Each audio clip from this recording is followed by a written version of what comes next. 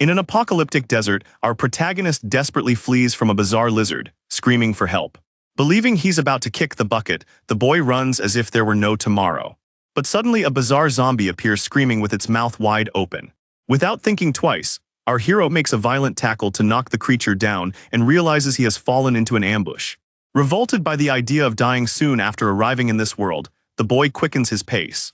Upon spotting smoke on the horizon, our little protagonist thinks someone is cooking. Excited by the chance of finding a human camp, he runs full of hope. But braking suddenly causes the sole of the shoe to slip on the sand.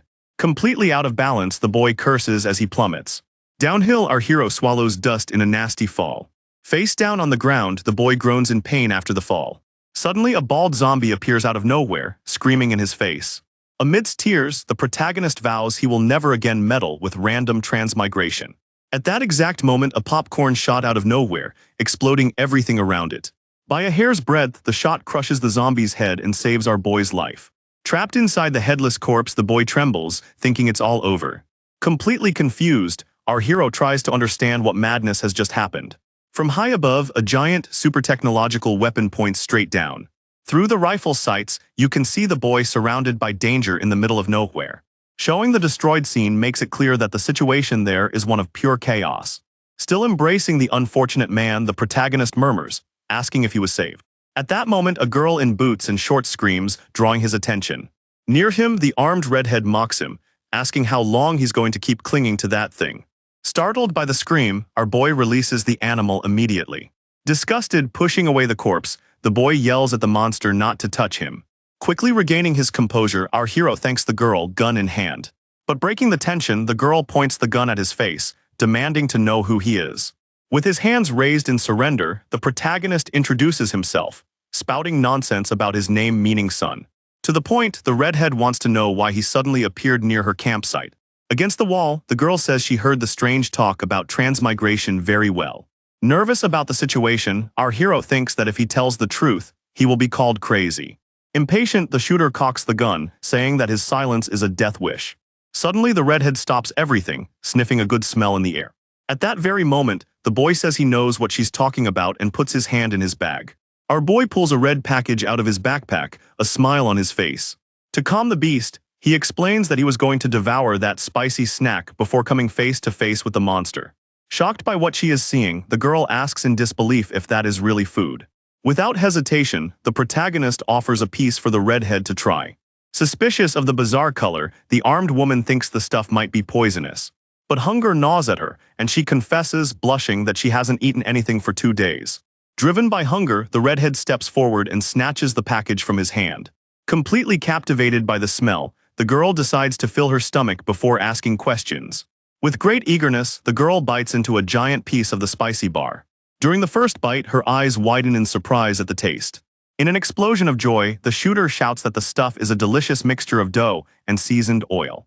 With a villainous grin, our little protagonist thinks that in the apocalypse, nobody refuses a lifebuoy. In the past, the boy was just another office worker exploited by the system. Fired from the company days ago, he completely lost his source of income. Sad and carrying the classic cardboard box, our hero was thrown out onto the street. Back in his room, the boy unpacked his things to organize his life. But amidst some junk, he found a bizarre ring inside the snack box. Curious about the shiny object, the protagonist put the ring on his finger without thinking much.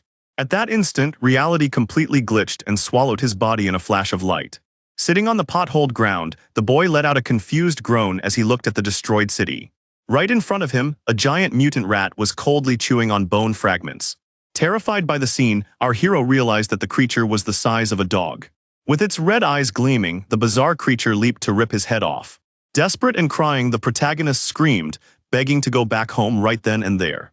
In a whirlwind of blinding light, the boy's body vanished into thin air, escaping death. Falling on his backside on the bedroom floor, the boy realized he had returned safe and sound. Still in shock on the bedroom floor, our hero looks around, trying to process the madness. Looking at the hand, the boy realizes that the ring is the key to jumping between reality and the end of the world. Thanks to his many years of watching anime, the protagonist quickly comes up with a brilliant plan. With eyes gleaming with greed, he realizes that food is the most valuable currency in the apocalypse. Determined to become filthy rich, the boy returns to the devastated desert, full of swagger. In his mind, a shower of money and bikini-clad girls already guarantees him the top of the world. Back to reality, the protagonist watches the redhead lick her fingers as she finishes the package. Red with shame, the shooter confesses that she ate everything in the blink of an eye. After apologizing for her gluttony, the girl hears the boy say that everything is all right. With the most innocent face, the kid invents that he's part of a faction with lots of food and in need of various items. Shocked by the gossip, the redhead's eyes widen, doubting that such a place exists. From water to wine, the girl begs for a job, swearing she knows the whole region.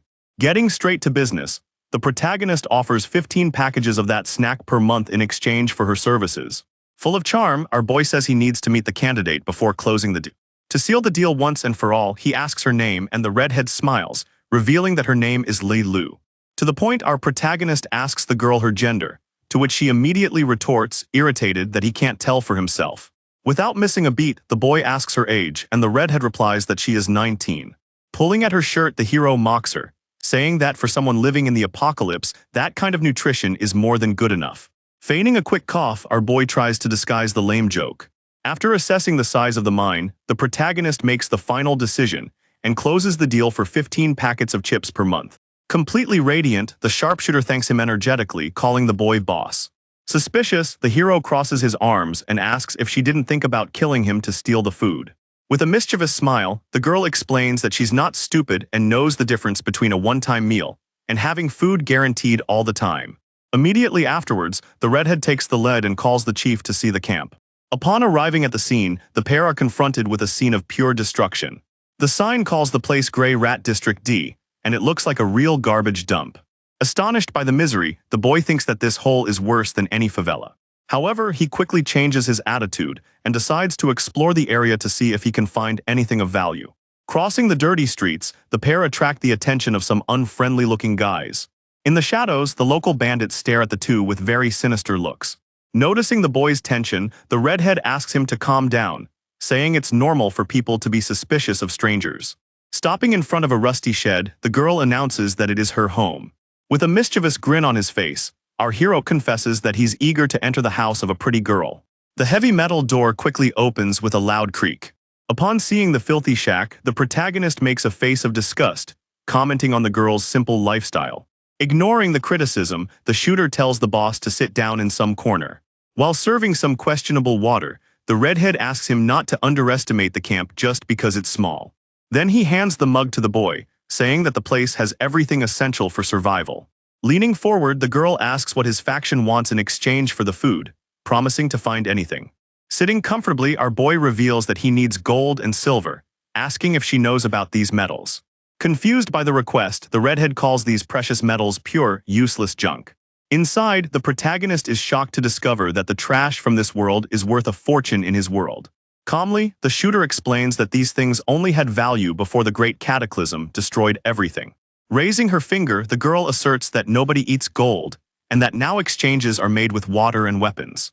Coughing to disguise his reaction, the kid invents that this first strange exchange serves only to build mutual trust between the factions.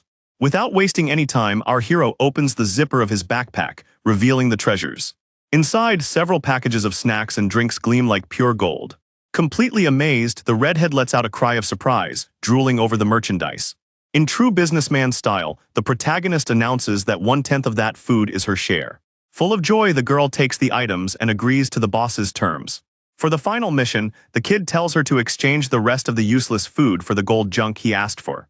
With the items in hand, the shooter announces that she is leaving and asks the boy to wait inside. Striking a soldier's pose, the redhead swears she won't betray her boss's trust. Then the heavy metal door locks, leaving the protagonist alone in the shack. With his eye on her departure, the hero anxiously awaits the results of the negotiation. With a wicked grin, our boy celebrates that the cheap snack will yield a real fortune. Thrown onto the hard bed, the boy grumbles with boredom at the lack of internet signal in that godforsaken place. Suddenly, his eyes focused on a piece of paper stuck to the wall. Curious about the discovery, the protagonist quickly gets up to read the details on the rusty mural. Reading the small print, the boy is startled to see that the calendar shows the year 2235. Through the text, he discovers that the so-called Great Cataclysm was actually a devastating nuclear war. In addition to the bombs, the newspaper reports that the radiation caused severe genetic pollution, creating mutants. To make matters worse, hordes of zombies began to uncontrollably dominate the streets. Sitting on the edge of the bed, the boy puts the pieces together and realizes that he is on planet Earth 200 years in the future. Breaking into a cold sweat, the hero understands that humanity has destroyed itself with an absurd atomic arsenal. Mental images show the globe being consumed by explosions, wiping out half the world's population. The entire ecology went down the drain, transforming the ancient Earth into an endless desert. Still processing everything, the protagonist realizes that his ring doesn't travel between worlds, but rather through time.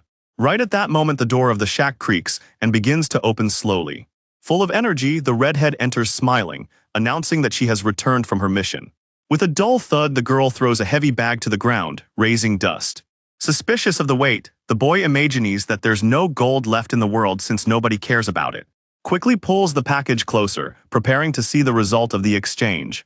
Upon releasing the bonds, the bag opens, emitting an intense golden glow that blinds the eyes. Completely driven mad by greed, the protagonist screams upon seeing the absurd amount of precious metal. Almost having a heart attack, our boy drooled with excitement holding the gleaming ingots. Clutching the bag like a baby, the boy rubs the gold on his face, dreaming of a billionaire's life.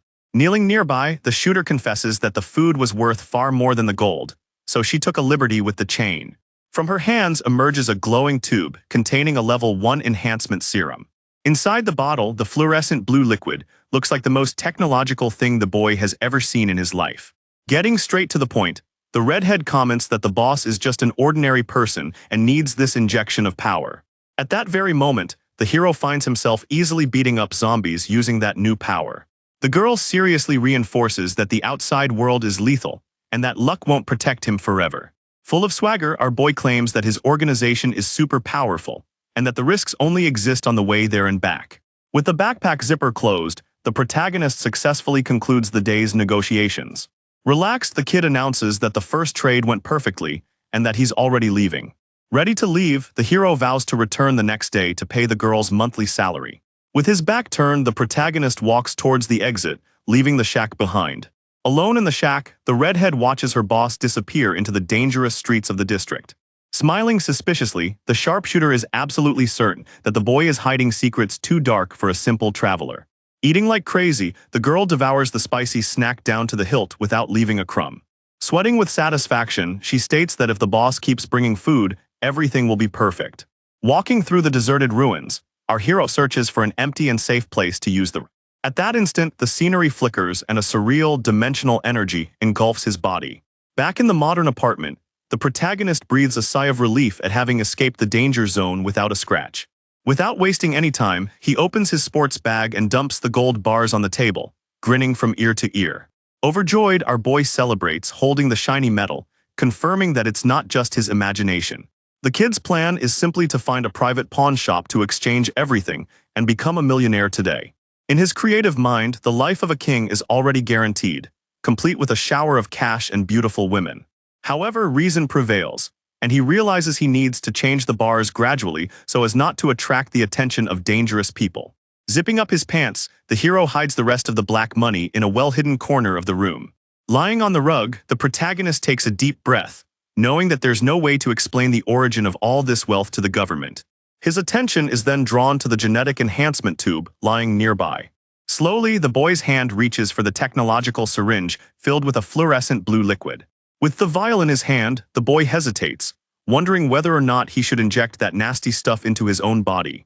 Remembering the sniper's warning, our hero realizes that his current body can't even handle exchanging blows with a weak zombie. To survive in that godforsaken place, the protagonist decides that becoming gigantic and strong is the first golden rule. Outraged by the lack of an instruction manual, the kid grumbles about the terrible user experience of that technology. Without thinking much about the consequences, he throws caution to the wind and prepares the needle to inject himself all at once. Directly into the vein in the arm, the blue liquid enters the system, causing the blood vessels to glow like neon. Completely empty, the glass vial falls, revealing that the mutant serum is already circulating in the bloodstream. In the first few seconds, our boy blinks in confusion, thinking the liquid has won and has failed miserably. Suddenly, a violent heartbeat echoed through the boy's chest like a war drum. In a bizarre reflex, his hand crumples the rigid metal tube as if it were crumpled paper. Exploding with raw energy, the protagonist's body releases a terrifying red aura, destroying everything around it. Falling to his knees, the hero vomits blood and screams, feeling the worst pain of his life coursing through his bones. Rolling on the ground, the boy writhes in agony, feeling his own muscles tear from the inside out in an infernal heat. Screaming non-stop, he feels as if every fiber of his body is being crushed and rebuilt at the same time. During the macabre process, the boy's body begins to swell and glow intensely within the dark aura. With a final cry of despair, our little proto-protagonist hugs its own body, trying to resist the brutal mutation. Overcome by the fury of transformation, his body reaches the peak of muscular pain, and the ground cracks beneath him. Grasping the edge of the desk, the boy's absurd strength tears chunks from the solid wood. Gradually, the cursed pain fades and the hero rises, panting, displaying a monstrous bodybuilder physique. Completely sweaty and cracked from head to toe, the boy sighs in relief at having survived the deadly test. Standing before the giant mirror, our protagonist is in shock, unable to believe that the ripped and defined body is actually his. Striking a pose like a professional bodybuilder, he jokes that his new muscles would make many Olympic athletes envious. Excited by his immense strength, the boy thanks the heavens that he didn't end up bald like in that famous anime punching game. Thinking about the future, the kid imagines that a high-level serum would transform him into a true god of unstoppable fighting. At that exact moment, the doorbell rings, breaking the mood, and someone asks him to open the door immediately. Walking towards the entrance, the hero turns the doorknob, completely forgetting about a small, embarrassing detail. Right away, a beautiful girl with platinum blonde hair gets a shock when she comes face to face with the mountain of muscles. The laid-back kid says there's no need for formalities since they're roommates sharing the apartment. Completely red with embarrassment, the girl freezes, staring at the boy's sweaty, glistening chest. In the girl's polluted mind, impure thoughts run rampant as she drools over our protagonist's ripped abs. Noticing her bizarre mental breakdown, our boy waves his hand in front of his face, asking if everything is all right. With a mischievous grin on his face, he teases, saying she has a lot of baggage hidden under that blouse. Still mesmerized by his ripped abs, the platinum blonde stammers, completely losing her train of thought in the conversation. Suddenly, the hero looks down and realizes he answered the door wearing only black underwear. In the blink of an eye, the boy runs off to his room, screaming desperately that he forgot to put on his clothes. Leaning against the closed bedroom door, the protagonist prays that his roommate won't think he's turned into a perverted exhibitionist. Trying to forget the immense shame, the boy focuses on the real goal of the day, which is to sell the heavy gold bars. A short time later, our hero goes out into the street on a sunny day, ready to settle the affairs of fortune. Walking along the busy sidewalk, the boy realizes that his body feels as light as a feather and his full bag weighs nothing. Focusing his gaze on the horizon, the protagonist's eyes gleam, revealing an enhanced, almost robotic sense. With an absurd zoom like a professional camera, he manages to see the end of the avenue, crossing entire city blocks. With superhuman visual focus, he captures an illuminated sign hundreds of meters away. The perfectly clear text of the promotional ad proves that his vision has become a veritable sniper's scope. Testing his super hearing, the boy perfectly picks up the gossip about two women cheating in a conversation far away. Surprised by the absurd results, our hero smiles, confirming that his five senses are beyond the human scale. Clenching his fist tightly, the boy concludes that the basic serum has improved his physique in a very frightening way. Even so, the protagonist knows that in the apocalyptic world, advanced technology still holds many deadly secrets to be discovered. At his final destination, the boy stops in front of a chic and discreet pawn shop in the city center. To avoid investigations and tedious questions about the origin of his wealth, he prefers to conduct business through this type of private transaction. Right at the spacious entrance, the luxurious ambience catches the eye, and a well-dressed attendant welcomes guests. Right at the glass counter, our hero asks to speak with the boss, claiming to have serious business to discuss. Polite and maintaining protocol, the woman in the suit tries to sound out the situation, saying that he can show her the merchandise first. Without much conversation and full of swagger, the kid pulls the zipper off the torn sports backpack on the clean counter. Showing the blinding glare of the bars, the protagonist warns in a firm voice that a simple employee doesn't have the authority to make that decision. Astonished by the bizarre quantity of pure gold, the saleswoman loses her composure and her jaw drops. With a victorious smile, as if he had mastered the situation, our boy simply asks if his brilliant argument was sufficient. Immediately, the woman's demeanor changes drastically, and she invites the VIP client to follow her to the director's office. In the elegant and quiet hallway, the heavy door to the conference room is opened with all due respect. Inside, a huge bearded man introduces himself as the owner of the place and asks what he should address the mysterious rich man. Shaking the mobster's hand firmly, our protagonist only gives the surname Chen to maintain the disguise and the air of mystery. Like a true king, the owner of the establishment points to the leather armchair, ordering the boy to sit down so they can negotiate the empire. Carefully, our hero removes the heavy bars from his backpack and stacks everything on the luxurious coffee table. Astonished by the amount, the bearded owner asks, surprised, if the boy really wants to sell all that fortune. With a confident smile, the kid confirms that the deal is real and asks the mobster to assess the purity of the metal. Quickly, the big guy puts on white velvet gloves and grabs one of the bars to begin the tests. Sweating profusely under the weight of the responsibility, the boss asks permission to use the precision equipment, ensuring the security of the transaction. Sipping a hot tea, the protagonist shrugs, telling him to feel free to continue the analysis. In the boy's mind, there's no problem at all since in the apocalypse gold is worth less than garbage and nobody would waste time counterfeiting that crap. When the high-tech scanner is placed against the screen, it beeps and displays an absurd purity of 99.99%. By repeating the process on each stacked bar, the machine confirms the same perfect quality in all of them. Completely shocked, the bearded man curses, realizing that the merchandise is pure gold without a drop of any other additive. Without losing his composure, our hero asks the result and wants to know how much that whole game will yield. With a grin from ear to ear, the boss offers to pay 400,000 yuan for each kilogram of the shiny metal. With a quick snap, the protagonist slams the glass on the table, feeling his blood boil with joy and greed. Amid hallucinations of money falling from the ceiling, the boy does the math and realizes that the 3 bars together are worth an incredible 1,200,000. Holding back his emotion, he gives a devilish smile, thinking that he will finally leave his miserable life behind. Getting back to business, the bearded man warns that to close the deal he needs a formal invoice proving the origin of the gold. Without hesitation, the kid admits he has no documents, but assures that the merchandise is completely clean and free of problems with the police. Suspicious, the store owner sighs, saying that buying such a large batch without provenance is a huge risk for his store. He slams his cup on the table forcefully, showing some dissatisfaction, and the protagonist prepares to be direct. Being practical, the boy cuts the small talk short, asking the boss to skip the apologies and just tell him how much the discount will be because of the risk.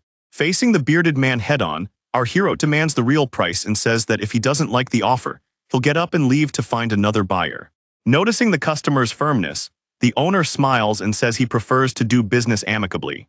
Giving in to the pressure, the boss offers 280,000 yuan per kilogram, totaling 840,000 yuan for the transaction. In the blink of an eye, the protagonist's cell phone beeps, confirming the deposit of a large sum of money into his bank account. Finalizing the deal, the two shake hands smiling, sealing a highly lucrative agreement for both. Full of ulterior motives, the bearded man suggests that if Mr. Chen has more quality products, they can maintain a long-lasting partnership. Leaving the jewelry store, our boy adjusts his backpack on his shoulder, grinning from ear to ear, having pocketed almost $1 million with just 3 useless metal bars. With shining eyes, he imagines that if he sells all the bars still in his backpack, his fortune will explode. Outside, the protagonist jumps for joy in the middle of the square, shouting to the world that he has finally become rich. Without wasting any time, the new millionaire runs back to the modest condominium where he shares an apartment. Inside the house, the colleague with glasses and short hair runs around desperately searching for her cell phone in the living room. She quickly finds the device lying on the coffee table. As soon as the girl grabs her bag and opens the door to leave, the protagonist arrives at that exact moment, blocking her path. Surprised by her haste, our hero asks where the girl is flying like that.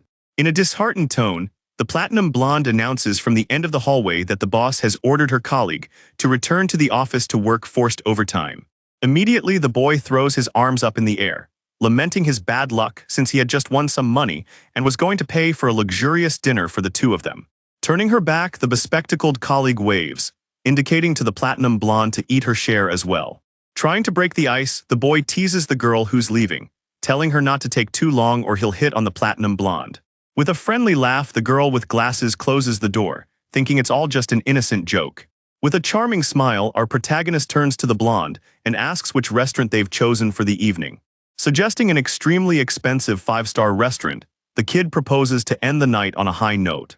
Thinking it's a joke, the platinum blonde laughs, saying it's absurd to spend so much money on such a fancy place. With a confident nod, he confirms the reservation and schedules the meeting for later. Returning to the locked room, the hero dives headfirst onto the floor on top of his backpack. Sitting there on the carpet, the boy hurriedly begins to separate all the dozens of gold bars for the next day's exchanges. The next day, the city streets awoke calm and sunny. Once again in the fancy room, the protagonist shakes hands with the bearded man, closing another round of heavy business deals.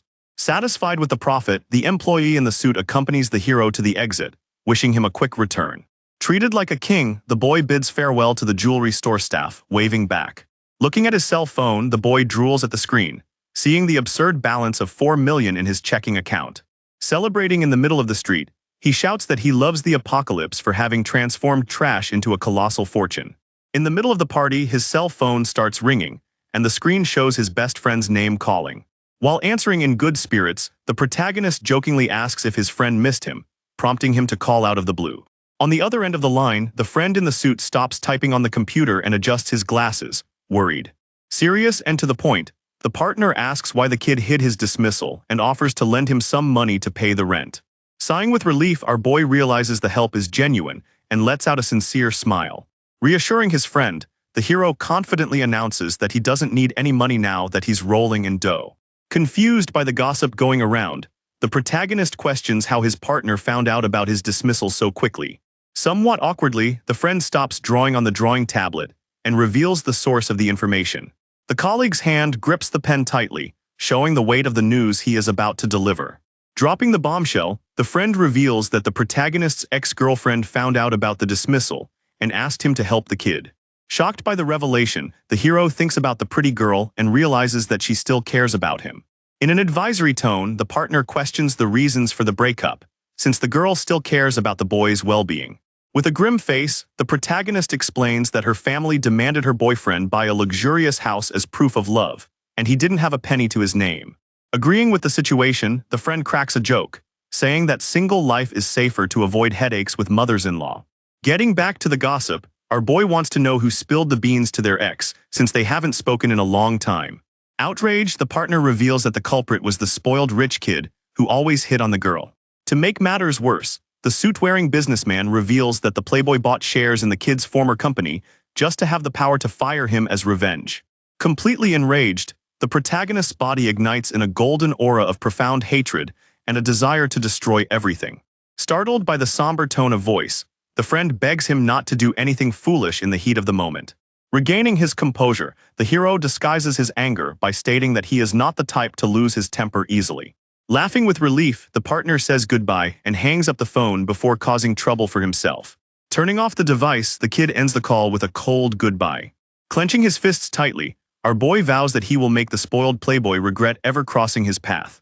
Realizing the late hour, the protagonist quickens his pace and runs down the avenue so as not to miss the luxurious date of the night. As our hero approaches the luxury hotel, he stops on the sidewalk, enjoying the late afternoon breeze. Standing before the imposing entrance, the boy admires the size of the elegant, illuminated building. While searching for the platinum blonde, he grumbles that she should have already arrived for the fancy dinner. Suddenly, a black luxury car pulls up silently, cutting across the main street. With a firm step on the ground, an elegant leg in a high heel emerges from the vehicle, calling the boy's name. Smiling, the roommate jokingly asks if she made the young man wait too long. Fully styled, the platinum blonde displays a stunning, jaw-dropping look in a low-cut black dress. Drooling on the sidewalk, some random guys are shocked, thinking the girl is a famous celebrity. Noticing the protagonist's fixed gaze, the girl blushes and asks why he's suddenly so quiet. Scratching his head, our boy confesses that he had never noticed her absurd beauty, even though they've been living together for 3 months. Red with embarrassment, her colleague retorted, saying she couldn't appear ugly in a place with rich people. Without wasting any time, the hero pulls the girl by the arm, guiding her into the restaurant. Surprised by the attention, the platinum blonde tries to maintain her composure, remembering social etiquette. Up there, with an incredible panoramic view of the city, the pair finally sit down to look at the menu. Upon opening the menu, the girl's eyes widened in amazement at the level of the place. Startled by the prices, she murmurs that the dishes there are outrageously expensive. Flaunting his wealth, the boy ignores the price and immediately orders all 3 main courses plus 2 giant crabs. Incredulous, the platinum blonde scolds, warning that just 1 crab like that costs over 1,000 yuan. Our hero, all relaxed, smiles confidently, assuring everyone that he's swimming in cash and can afford the feast without breaking a sweat. With her arms crossed, the girl tells him to stop pretending to be rich, since until yesterday he was living off cheap takeout from an app. To justify his sudden fortune, the boy invents a flimsy excuse that the family's old house was demolished and yielded a huge sum of money. Coughing and choking on the lie, the colleague realizes that her friend has become the newest rich heir in town. After eating like kings, the two walk out, extremely satisfied, through the luxurious lobby. Refusing a second round of food, the girl rubs her stomach, saying she can't take another bite. Breaking the perfect mood, a blonde, jerkish playboy appears in the hallway questioning what the kid is doing there. Immediately frowning, the protagonist recognizes the scoundrel who bought shares just to get him fired. With a mocking smile, the rich kid makes fun of the coincidence of finding a loser right there. Adjusting his arrogant posture, the blonde man says that the bankrupt ex-employee doesn't deserve to set foot in a five-star restaurant. Keeping a cool head, our hero retorts by asking if the playboy became the hotel owner to want to kick out the customers. With a cynical smile, the rich kid realizes that the boy already knows about the whole dismissal scheme. Shifting focus, the jerk sets his eyes on the platinum blonde and asks if she's a friend of the protagonist. Drooling over his colleague's beauty, the blonde man swears, impressed by the girl's curves. In his dirty mind, the perfect plan has just been born to expose his rival's poverty and steal the girl in one fell swoop. Taking a step forward, the playboy warns the platinum blonde not to be fooled by the boy's lies. Without pity, the wretch reveals the whole truth, saying that the kid is unemployed and barely has enough money for rent. Pointing his dirty finger, the blonde man accuses our hero of spending his last savings just to show off his wealth in front of her. To make matters worse, the idiot warns that the protagonist only wants to use her body and steal what's left over. Consumed by hatred, our little protagonist grits his teeth, asking if the rich kid thinks everyone is as low and dirty as him. Entering the fray, the platinum blonde smiles ironically, thanking the blonde for the meddling warning. Believing he's impressing the playboy, he puffs out his chest saying he hates seeing beautiful women fall for scams. In a ridiculous pose, the rich kid pulls out a card and offers the girl a spokesperson position at his own company. Displaying his title of president, the jerk extends his fancy corporate card directly into her hand. With a light tap, the colleague throws the offer up in the air, rejecting the job on the spot. Desperate to avoid embarrassment, the blonde man insists on listing the absurd salary benefits of the position. To the point, the girl states that she is the boy's girlfriend and would never work for someone who speaks ill of him. To humiliate him completely, she points her finger in the blonde man's face, prophesying that his company will go bankrupt very quickly with such stupid leadership. Enjoying the little show, our hero gives a thumbs up, provoking the jerk and praising his colleague's Oscar-worthy performance. Grabbing the protagonist's arm, the platinum-haired woman tells them to get out of there quickly so they don't waste time arguing with trash. Overcome with shame, the playboy seems to be burning with rage as he watches the couple leave. Shouting threats in the lobby, the blonde man vows revenge but is soon interrupted by feminine footsteps. Walking in wearing a tight dress, the protagonist's ex-girlfriend appears, breaking the rich kid's meltdown. Trying to salvage the end of the night, the man in the suit suggests they stop at a bar for drinks and extend their date. Cold as a stone, the pink-haired woman refuses the invitation, demanding only that he pay her share of the dinner. Leaving the jerk talking to himself, the ex turns her back and marches straight to the parked car. With a loud bang, the car door slams shut, revealing that the playboy's night was a complete failure. Standing in the middle of the street, the blonde man shouts the woman's name, distraught by the double rejection. Trembling with pure fury, he curses all the people who dared to trample on his gigantic ego. Far away, our boy and the platinum blonde walk calmly across a bridge under the starry sky. Breaking the silence, the hero admits that stumbling upon that trash gave him a brilliant business idea.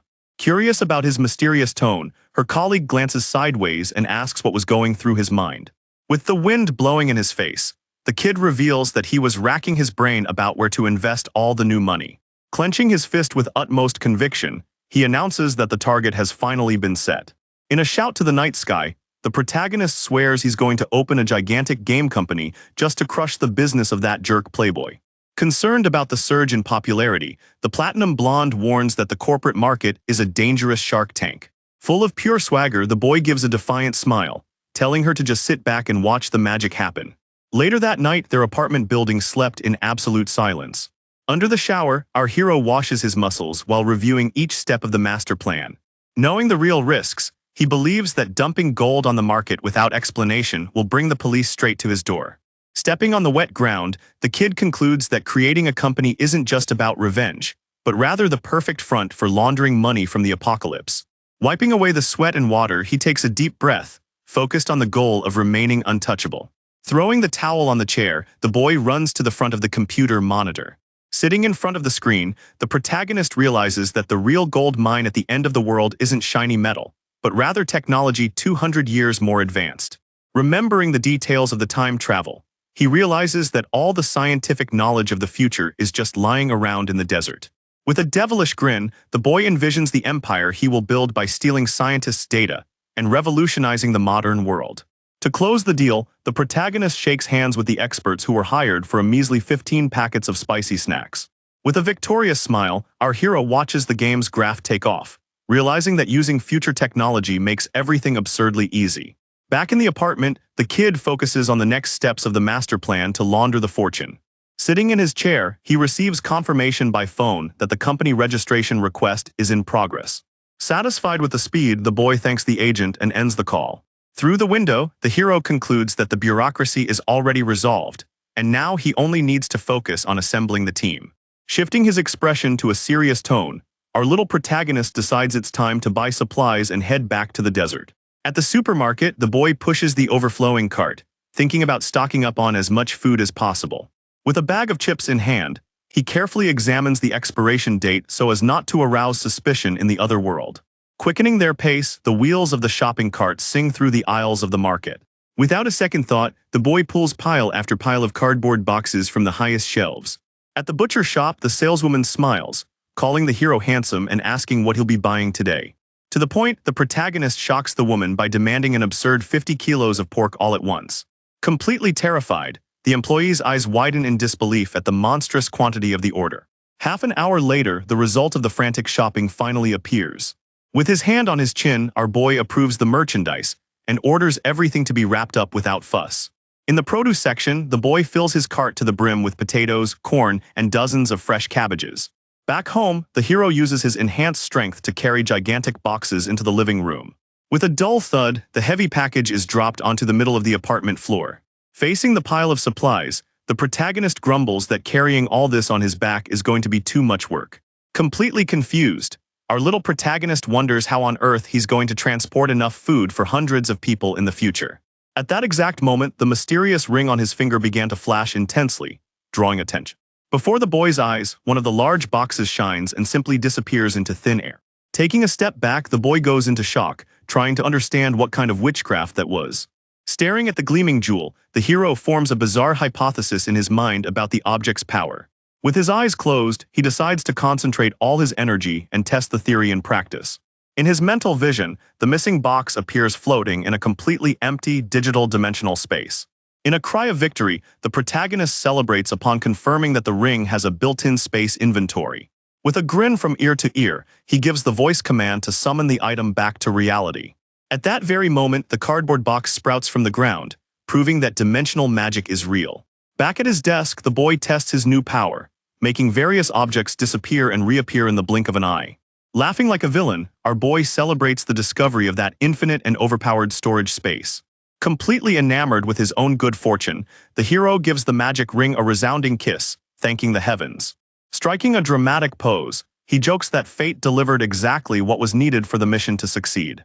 Pointing his finger at the ceiling, the kid shouts that he's more than ready to invade the apocalypse again. In a fraction of a second, the blinding light of the time travel engulfs his body in the room. Landing on the destroyed streets of the future world, our little protagonist arrives overflowing with confidence. Rubbing his chin, the boy deduces that he can't wear the ring in front of others, lest he become a target for looters. Far away, the red-haired sharpshooter opens another bag of spicy chips in the darkness of the shack. Happily, the girl savors the spicy, all-red food with the rare meal. With her mouth watering, the girl sighs sadly, confessing that she wanted to eat another package without stopping.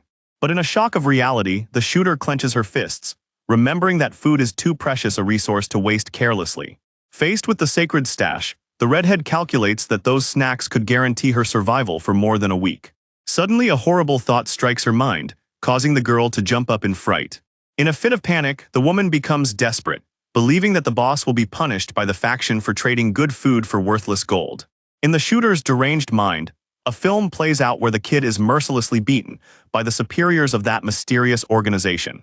With her soul almost leaping out of her chest, the girl snaps back to reality, realizing that the hero will never return there. Right at that moment, the metal door creaks open and our boy bursts in, kicking everything and carrying a giant box on his back. In a rush, the protagonist shouts, asking the girl to drop everything and help with the heavy load. Overcome with joy, the redhead flies towards him, yelling the word boss at the top of her lungs. In an awkward embrace, the girl knocks the hero to the ground, causing the box to tip over and scatter some cabbages on the ground. Mounted on top of him, the girl cries with emotion, saying she thought the deal had gone down the drain.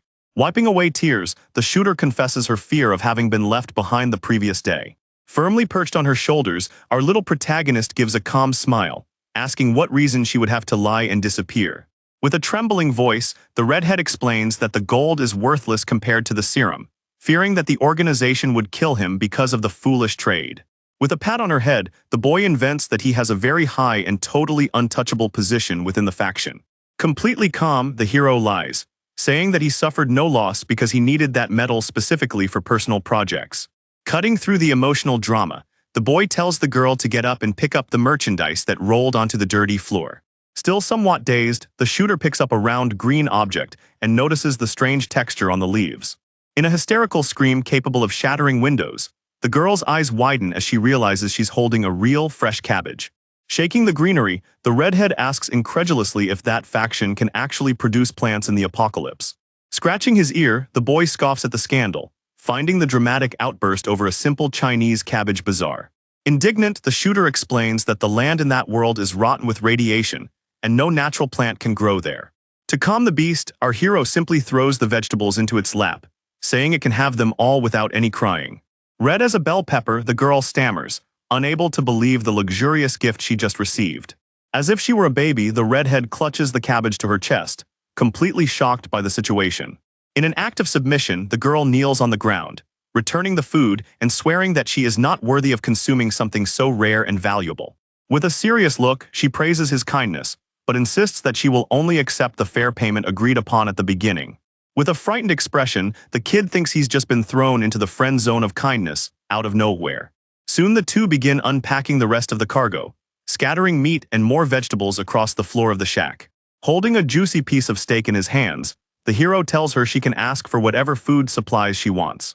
But with a grim smile, our protagonist makes it clear that her work has to be impeccable to compensate for the absurd expenses. In a swift leap, the sharpshooter bows, swearing blind loyalty to satisfy all the demands of the new boss. In a boss-like pose, the boy declares that from now on she is his personal secretary and official guide in that chaotic world. Completely bewildered, the redhead accepts the position even without fully understanding what a secretary does amidst total destruction. After the initial shock, the kid announces that the huge amount of food is to hire more people for the team. Curious, the secretary asks what the requirements are for the organization's new job openings. To get straight to the point, the boss states that loyalty is the #1 rule, followed by special skills. Thoughtfully, the redhead concludes that the best place to find useful survivors is the city of the Grey Rat. Intrigued, our hero questions what the connection is between their garbage district and the main city. Excited by the chance to be helpful, the girl pulls out a map to explain the local geography. Pointing to the drawing, she shows that the large city is in the center, surrounded by 12 smaller districts as if they were satellites. Ultimately, the poor camps depend on the central city to trade rare items and survive. Focused on the goal of corporate revenge, the boy asks if there are many game programmers left over. With a blank look on her face, the girl repeats the word computer, as if it were a dead alien language. Completely confused, the secretary asks if he's talking about that primitive product from ancient times. Smiling awkwardly, the hero admits that the request is very specific, and it must be difficult to find someone who knows how to handle this. Agreeing, she points out that the people there have been using a technology called intelligent brain for a long time. But the redhead snaps her fingers, remembering a former technical director of the camp who is a whiz at old technologies. Without wasting any time, the boss grabs the girl by the arm, ordering her to lead the way to the old man immediately. Stumbling over her own feet, the girl shouts that she can walk on her own without being dragged. Walking through the destroyed alleyways, the atmosphere in the camp is one of pure tension and misery. Looking at the old houses, our hero asks why the doors don't have locks in that godforsaken place. Shrugging, the redhead explains that everyone there is poorer than a church mouse and has nothing to steal. But in a serious tone, she warns that anyone who tries to be clever will be expelled from all camps immediately. In the middle of a very dirty street, the pair stop in front of a dilapidated warehouse. Pointing to the iron door, the secretary announces that the scientist in question lives there. Before knocking, the shadow of a man wielding a giant axe appears in the crack of the door, shouting for meat. With a disgusting wet sound, blood splatters down the wall, startling the visitors. Grimacing, the redhead calls for Uncle Wei, ignoring the scene worthy of a horror movie. Opening the filthy curtain, an old one-eyed man in a lab coat emerges, holding a bloodied weapon with a crazed grin. Excited, the scientist tells the girl that he will share the hind legs of the recently killed prey with her. Laughing awkwardly, the girl accepts the offer while the boy looks on with disgust. Noticing the dead carcass on the ground, the protagonist realizes that the creature is that giant, mutant rat he saw on the first day. With his stomach churning, the boy asks if it's normal for people to eat mutant creatures for dinner. Comfortable with her bizarre diet, the redhead confirms that giant rats are her main source of meat since they are easy to hunt. Cutting the food talk short, the secretary introduces the boss and gets straight to the point about the generous job opening. Immediately, the old man drops the dirty axe and wipes his hand on his smelly lab coat. Suspicious of the boy, the scientist questions what kind of absurd remuneration a little boy like that could afford. Getting straight to the point, the protagonist ignores the mockery and says that he needs high-level technical talents for the intelligent brain. To prove he's not kidding, the boss offers a monthly salary of 30 packets of rice and 10 kilos of raw meat. Almost having a heart attack, the old man with the bionic eye stammers, asking if this is a bad joke. With a confident smile, our hero assures us that he can even advance the payment if the job is done well. Shocked by the fortune, the two stare at the boy as if he were a god of food. Beating her chest, the redhead assures the old man that the boss is trustworthy and has plenty of food in stock. Overcome with emotion, the scientist embraces his own hand, celebrating that he has finally found someone who appreciates his genius. But spoiling the party, the boy shakes his hands, saying there's been a misunderstanding and he doesn't want to hear about bright minds. Confused, the old man listens as his boss asks if he knows about the Jurassic computers of the past. To be quite honest, the protagonist states that he needs someone who understands this primitive and obsolete technology very well. With a bead of sweat on his forehead, the one-eyed scientist repeats the word computer in disbelief at what he has just heard. Grumbling, the old man admits that he has heard of it, but that technology is primitive rubbish with no value whatsoever.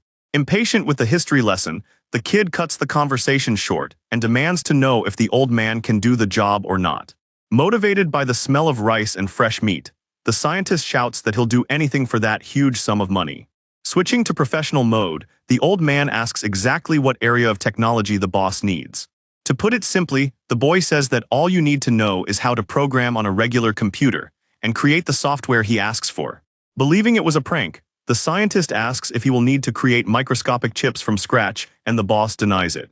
Still doubting, the old man questions him about super complex AI algorithms, and the kid denies it again. Letting out a relieved breath, the one-eyed man assures that, in that case, the whole thing is a piece of cake. Patting his chest, the scientist swears he's a programming expert and can solve everything with his eyes closed. With a broad smile, the old man imposes only one condition. He needs a physical computer to begin the work. But curiosity gets the better of me, and the old man asks why on earth the boss wants useless software that won't run on today's apocalyptic machines. Raising his hand, the kid cuts off the gossip, saying that the fate of the program is none of his business. By squeezing the old man's shoulder, our hero gives the golden tip that a good employee doesn't ask questions, just obeys and gets his food. Understanding the message, the scientist agrees immediately, and the boy asks if there are any other outstanding issues. Waving his hand, the boss promises that no one there will go hungry under his command. Scratching his chin, the old man suggests that having such an intelligent brain would help speed up the code absurdly. Explaining the trick, the scientist says that he can program the machine of the future and only transfer the data to the primitive computer later. With the plan laid out, the protagonist agrees and pulls the secretary outside, leaving the new employee dreaming about the steak. Once outside, the boy turns to the redhead and asks if this so-called intelligent brain is easy to find on the black market. Thoughtfully, the girl explains that they don't have that in their district, but that it's possible to buy it in the big city if you have a lot of money. Terrified by the possibility of going bankrupt, the boy yells, asking if the food he brought isn't enough. Waving her hands, the shooter calms the boss, assuring him that his food can easily buy about 100 units of that machine. Breathing a sigh of relief, our hero smiles and takes the opportunity to ask about physical enhancement serums. Changing her stance, The redhead announces that the city only sells the lowest quality products, and the stronger stuff is kept by the medical association. Curiously, the protagonist repeats the name of that association, wanting to understand the level of power of those guys. In a respectful tone, the secretary explains that they are one of the top factions in the desert and control all medical technology. With a surprised look on her face, the girl finds it strange that even her own boss doesn't know about the corporate gossip from the end of the world. Covering up the mistake, the kid lies again, saying that his organization is super reclusive and that he's an uninformed lone wolf. Shifting responsibility, he tells the girl to join this association and buy a large batch of serums. To end the day, the hero announces he's going to disappear to fix the blessed computer for the old man, while the secretary takes care of the heavy shopping. In the middle of the deserted street, the protagonist turns his back and gives one last important warning to the secretary. With a very serious look, the boss lays it on straight, saying that if things get dangerous, she should abandon the food and save her own skin. Touched by the order, the redhead remains silent, processing that her life is worth more than the supplies to that guy. With a sweet smile, the girl nods obediently in agreement. In the blink of an eye, our hero activates the ring and bursts into the middle of the modern apartment, breathing a sigh of relief. Celebrating alone, the kid laughs giggling, saying that modern civilization is incredible for selling food so cheaply to pay for geniuses of the future. Right at that moment, the front door handle turns with a dry thud. Believing he's alone, the boy dances in the hallway celebrating the happiness of modern commoners. But in the living room, my platinum-haired colleague is lying on the sofa relaxing her legs and thinking about what to order for dinner. In a violent shock, the protagonist comes face to face with the scene and feels his blood boil, even running down his nose. Startled by the sudden intrusion, the girl screams the boy's name in a panic. Quick on the trigger, the girl pulls a pillow to cover her body, calling him a pervert and telling him to stop looking. Red with anger, she questions why he's home when she had checked the room, and it was empty just minutes before. Trying to disguise his nosebleed, the hero invents a story about being in the bathroom the whole time and that she must have made a mistake. To avoid being caught red-handed, the boy lies that he has an urgent appointment and promises to pay for dinner when he gets back. With a violent slam, the apartment door closes in the platinum blonde's face. Huffing with irritation, the colleague grumbles that all men are nothing but a bunch of filthy pigs. On the street, our hero scratches his head, remembering that his ex works at the computer store, so he'll have to go there himself to buy the PC. Arriving at the electronics mall, the kid stops in front of the most expensive and upscale store in the area. Inside, a chubby salesman is hitting on a blonde saleswoman, pestering her to go out after work. The guy promises to buy all the goods the next day if the girl agrees to a date. Cold and calculating, the woman cuts the conversation short, saying that the store sells computer parts and not this type of dubious service. With an aura of pure fury, the saleswoman focuses her eyes on the counter, wishing the guy would just disappear. In the distance, the boy watches the scene, finding it funny how badly the guy rejected him. With a confident smile, the protagonist nods to the woman, gesturing for her to come over and answer some hardware questions. Relieved by the excuse to escape the chubby boy, the saleswoman thanks him for the silent rescue of the kid. Confused by her initial hostility, the hero questions whether the other customer was aggressively bargaining the price. Filled with disgust, the blonde explains that the guy was building a cheap $8,000 PC and thought that gave him the right to buy a date with her. Shifting the focus to the current customer, the woman crosses her arms suspiciously, asking if the boy is just there to play the hero or if he's going to buy something. With a mischievous grin, the boy slams his hand on the table and reminds her that he's starting a real game company. Excitedly, the boss asks her to assemble a top-of-the-line desktop computer, using the most powerful components on the market. Surprised by the request, the saleswoman informs him that the highest configurations cost over $100,000 and questions why he's spending so much if he's not going to play games. Seriously, our hero explains that he needs a monstrous machine to test the loading limits of a heavy software program. Convinced of the boy's professionalism, the woman turns her back and goes to the stockroom to get the parts. Meanwhile, the fat jerk approaches the kid, bragging that today he's going to manage to take the blonde to the slaughterhouse. Patting the protagonist on the shoulder, the cheeky guy asks what the boy's budget is, wanting to gauge the competition. When the cash register screen lights up, the absurd amount of 103,000 yuan appears, shining brightly. Completely shocked, the chubby boy's eyes widen and his mouth drops open, thinking the store is robbing him. Pushing a heavy cart, the saleswoman brings the giant box containing the assembled dream PC.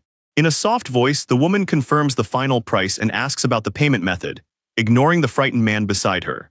Without hesitation, the protagonist places his cell phone on the reader, and the beep confirms the instant payment. Clutching his own head, the chubby man has a mental breakdown, unable to believe that the boy swindled out 100,000 in one fell swoop. With an ironic smile, our hero turns to the jerk and mockingly asks if he needs company for a drink tonight since he got the biggest rejection. Amidst the hysterical screams of the chubby boy falling to his knees, the boy leaves the store laughing at the humiliation of others. At the same time, in the world of the apocalypse, the destroyed sign marks the edge of the big city. The scene in Grey Rat City is one of pure scrapyard dust and misery on all sides. Walking through the dangerous alleys, the red-haired secretary draws attention carrying a gigantic backpack. Soon a gang of surly looters surrounds the mine, making dirty jokes and offering company. Without stopping, the sharpshooter shoots a deadly look, curtly warning that she's not interested in small talk. Far away, two mercenaries with bionic eyes whisper about the size of the backpack, betting that the mine hides treasures inside. Noticing the approaching vultures, the redhead yells for them to get out of her sight. In a swift and menacing movement, the girl's hand slams against the holster, drawing the giant weapon in a lethal manner. With unfriendly faces, the bandits retreat, cursing their bad luck. One of the bald, tattooed men grumbles in frustration, noticing that the girl is armed to the teeth and is not an easy target. Maintaining her firm posture, the secretary huffs angrily and continues on her way through the violent district. In her mind, the warning rings that she cannot show even a hint of weakness, otherwise the horde of raiders will tear her apart. Finally, the girl stops in front of an old workshop with a faintly flashing repairs sign. Entering the place, she finds the mechanic with his back turned and immediately drops the bombshell, saying she wants to buy a smart brain. Turning slowly, the bespectacled man assesses the customer and quotes the price for 15 kilos of meat using the basic machine, or 5 more for additional items. Without hesitation, the girl drops the monstrous backpack on the counter, raising dust, and says that the simple model will do. Weighing the merchandise with his eyes, the mechanic smiles, approving the quality and quantity of the fresh meat. From the guy's hands emerges a flat tablet that looks like an old piece of military equipment. With the same coldness, the secretary puts away the valuable item and stores the rest of the meat in her backpack. Interested in making more profit, the seller suggests exchanging the surplus merchandise for other treasures he hides at the back of the store. Throwing the rifle over her shoulder, the redhead rejects the offer and marches straight for the door. As soon as she leaves, 2 of the mechanic's assistants ask if they should follow the girl to steal the cargo back. With a disdainful smile, the boss warns that it's not worth the risk since she's heavily armed and looks like trouble for sure. In the streets, the shooter quickens her pace, stomping through puddles of dirty oil. Relieved that she hadn't been ambushed, the girl murmurs that the disguise worked by a hair's breadth and that things almost went wrong. Lowering the collar of her jacket, she glances discreetly at the fresh cabbage hidden there, swearing that if the guys saw that green plant, the whole city would go to war over it.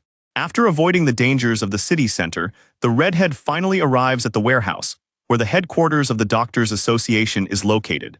Pushing open the heavy door, the woman is greeted by the calm voice of the local attendant. Inside, a guy in a suit covered in scars tells the girl to choose the product without ceremony. Analyzing the shiny shelves, the sharpshooter notices that all the blue bottles are too basic for the boss's taste. With a determined look, the secretary slams her hand on the table and informs the doctor that she needs high-level physical enhancement serums immediately. Without paying much attention, the doctor raises his hand, dismissing the girl and saying that the high-end products are too expensive for a country bumpkin from that camp. To shut the suit-wearing man up, the sharpshooter pulls a fresh Chinese cabbage out of her jacket and throws it on the table. In an instinctive reaction, the scientist jumps from his chair, his bionic eyes widening as if he had seen a ghost. With both hands, the guy grips the table, sweating profusely, unable to believe what's in front of him. Impressed by the old man's agility, the secretary murmurs that he was too fast for a guy in a suit. As a precaution, the mine unlocks the rifle, leaving the weapon ready to fire if he tries to cheat on the green merchandise. Noticing the movement, the man in the suit raises his hands, asking for calm so that there won't be a shootout in the pharmacy. Reassuring the shooter, the guy assures her that he's interested in the business and won't try to steal anything by force. In a little display of power, the doctor ignites a blue aura of energy, showing that he has more than enough strength to crush anyone inside. Shocked, the redhead recognizes that the guy is a level 9 mutant and wonders what such a powerful guy is doing in a godforsaken place like that. Shrugging, the scientist gives a small smile and says that in the apocalypse, nothing can be underestimated. Changing his attitude, the guy politely asks to examine the vegetables up close. Focused on the objective, the secretary hands over the blueprint and crosses her arms, awaiting evaluation. Holding the cabbage up to the light, the man in the suit drools, praising its color and texture, saying that the plant is 100% free of radiation. As if worshipping an ancient god, the scientist wept with emotion, calling it a true miracle of life. Direct and blunt, the redhead cuts the drama short, ordering him to hand over the high-level serums in exchange for the blessed plant. Scratching his chin, the doctor smiles mockingly, saying she must be crazy if she thinks a cabbage is worth so many IV drips. Responding to the insult, the shooter tells it like it is, reminding everyone that the soil is rotten and nothing grows there, which makes that vegetable worth more than gold. Calmly, the man in the suit agrees with the logic and admits that the plant is indeed extremely rare and incredibly valuable. With the pose of an honest businessman, he claims he doesn't scam people and will make a decent offer. Keeping his word, the guy presses a button under the table promising honesty in the negotiation. The metallic click echoes through the warehouse, unlocking some secret compartment in the floor. The entire wall flips upside down, revealing a high-tech vault filled with gleaming luxury items. With open hands, the doctor offers a black box containing a complete kit of enhancement serums ranging from level 1 to 6. In addition to the serums, the guy throws a potent red injection on the counter capable of curing any disease caused by genetic mutation. To round out the premium package, the scientist points to a carbon fiber robotic suit of armor, saying it's the newest model on the market. With eyes gleaming with greed, the secretary points to herself, stammering as to whether all that fortune is for her. Cutting the conversation short, the doctor laughs in her face and replies with a resounding "of course not." The guy warns her that she can only choose between the serums or the medical injection as fair payment for the plant. Furious, the redhead slams her hand on the table, demanding to know why on earth he showed off the awesome armor. With a sly smile, the man in the suit replies that the armor was just bait to secure future negotiations with her faction. By tapping the red button, the doctor locks the safe back, thwarting the shooter. He makes it clear that if she wants to wear the stolen armor, she'll have to come back with more vegetables in the future. Surprised, the girl is cold, trying to understand how the guy figured out she has more hidden vegetables.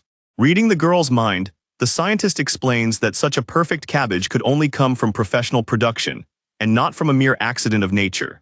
To complete his reasoning, he concludes that her faction dominates pure agriculture, and must have vast stockpiles of that plant. Lying through her teeth, the redhead tries to mislead by saying she found it lost in an ancient ruin by pure luck. Mockingly, the doctor questions whether the so-called magical ruin has only preserved a single cabbage in 200 years. In a condescending tone, he tells her to go back to the camp and discuss the million-dollar deal with her leaders. Relaxing in his fancy chair, the scientist blurts out that vegetables aren't good for fighting, but armor like that can change any soldier's life. Swallowing her pride, the secretary accepts the first agreement through clenched teeth filled with hatred. Turning her back, the girl tells him to carefully put away the armor because she swears she'll be back to get the toy soon. Alone and admiring the plant, the man in the suit murmurs that the exile in that godforsaken place was ultimately well worth it. Laughing to himself, the guy concludes that luck has finally smiled upon him, delivering a goldmine in the form of a salad. Far away in the modern world, the sunny streets flow with their usual tranquility. Standing in a dark alley, our hero sees a giant truck pull up in reverse, belching smoke. While unloading huge boxes, one of the delivery men calls the boy over, asking where he should stack the heavy load. In a hurry, the protagonist points to the end of the alley, ordering the pedestrians to drop everything in any corner. Carrying boxes of raw meat, a delivery man whispers to his partner, speculating about why a kid would spend 20,000 reais on steak out of nowhere. While scolding his older partner, the newcomer tells him to shut his mouth and focus on the job so as not to cause trouble with the client. Once inside the cabin, the driver hands over the invoice and tells the boy to call if he needs more gigantic loads in the future. Alone in the narrow alley, our hero breathes a sigh of relief that there are no security cameras turned on nearby. Analyzing the piles of meat that almost reach the roof, the boy laughs, thinking about the madness of stuffing all of that into the apartment. Focusing on the dimensional ring, a blue glow envelops all the boxes at once. With a dry hum, the mountain of meat simply vanishes from the map, as if it had never been there. Rubbing his chin, the protagonist realizes that dumping food in the middle of the street isn't a sustainable strategy, and will soon attract the attention of the police. Afraid of becoming a newspaper headline and having his life turned upside down, he decides he needs to be more discreet when shopping. To solve the logistics problem, the boy thinks that renting an abandoned warehouse is the perfect short-term solution. But looking towards the corporate future, the idea of buying an entire food factory to guarantee variety and discretion shines in the brilliant mind of the young man. Playing with a popsicle he took from the inventory, the boss realizes that time freezes inside, keeping everything fresh forever. Tearing open the icy packaging, the hero's hand pulls out the ice cream, which is so cold it's practically steaming.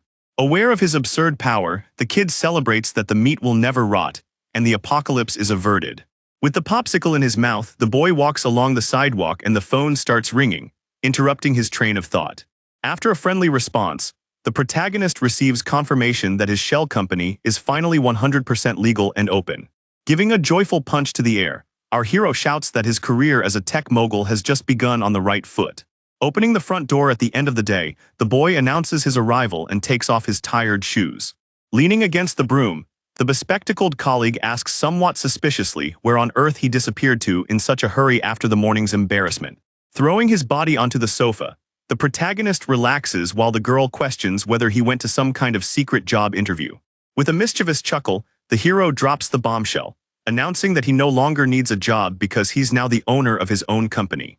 With her mouth wide open, her colleague repeats the word company, unable to believe that the bum sharing rent became a businessman overnight. Sighing in discouragement, the girl asks him to stop treating her like a 3-year-old who believes in fairy tales. Completely red-faced and indignant, the protagonist swears up and down that he's telling the truth and repeats the story of the demolished house yielding rivers of money. Analyzing the story, the girl even tries to swallow the lie, thinking it makes sense that he threw the fancy banquet yesterday since he became an heir. Sitting on the sofa next to him, his colleague let out a heavy sigh, feeling envious of the great luck her friend had pulled out of nowhere.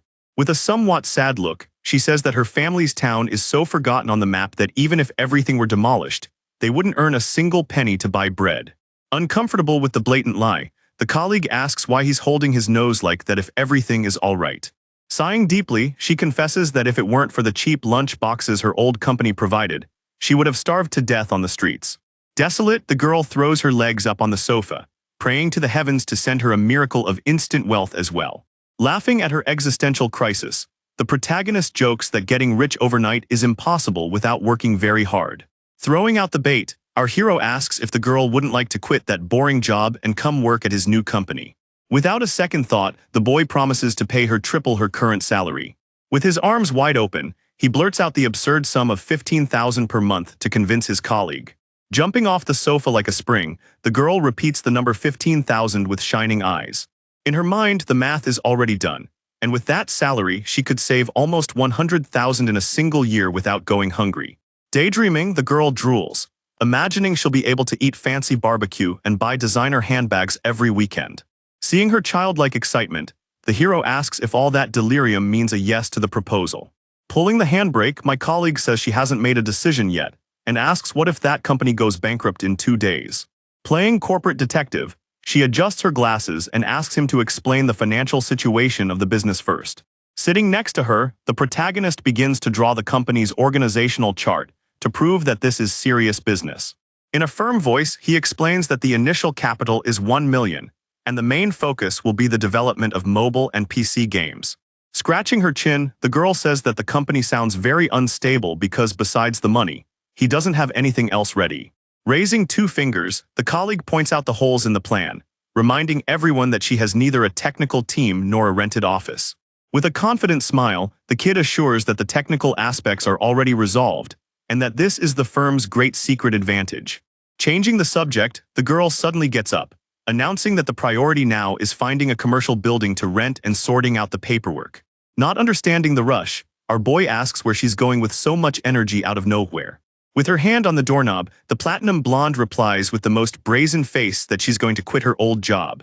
Laughing hysterically, the hero realizes that the girl completely trusted his madness and truly embraced the cause.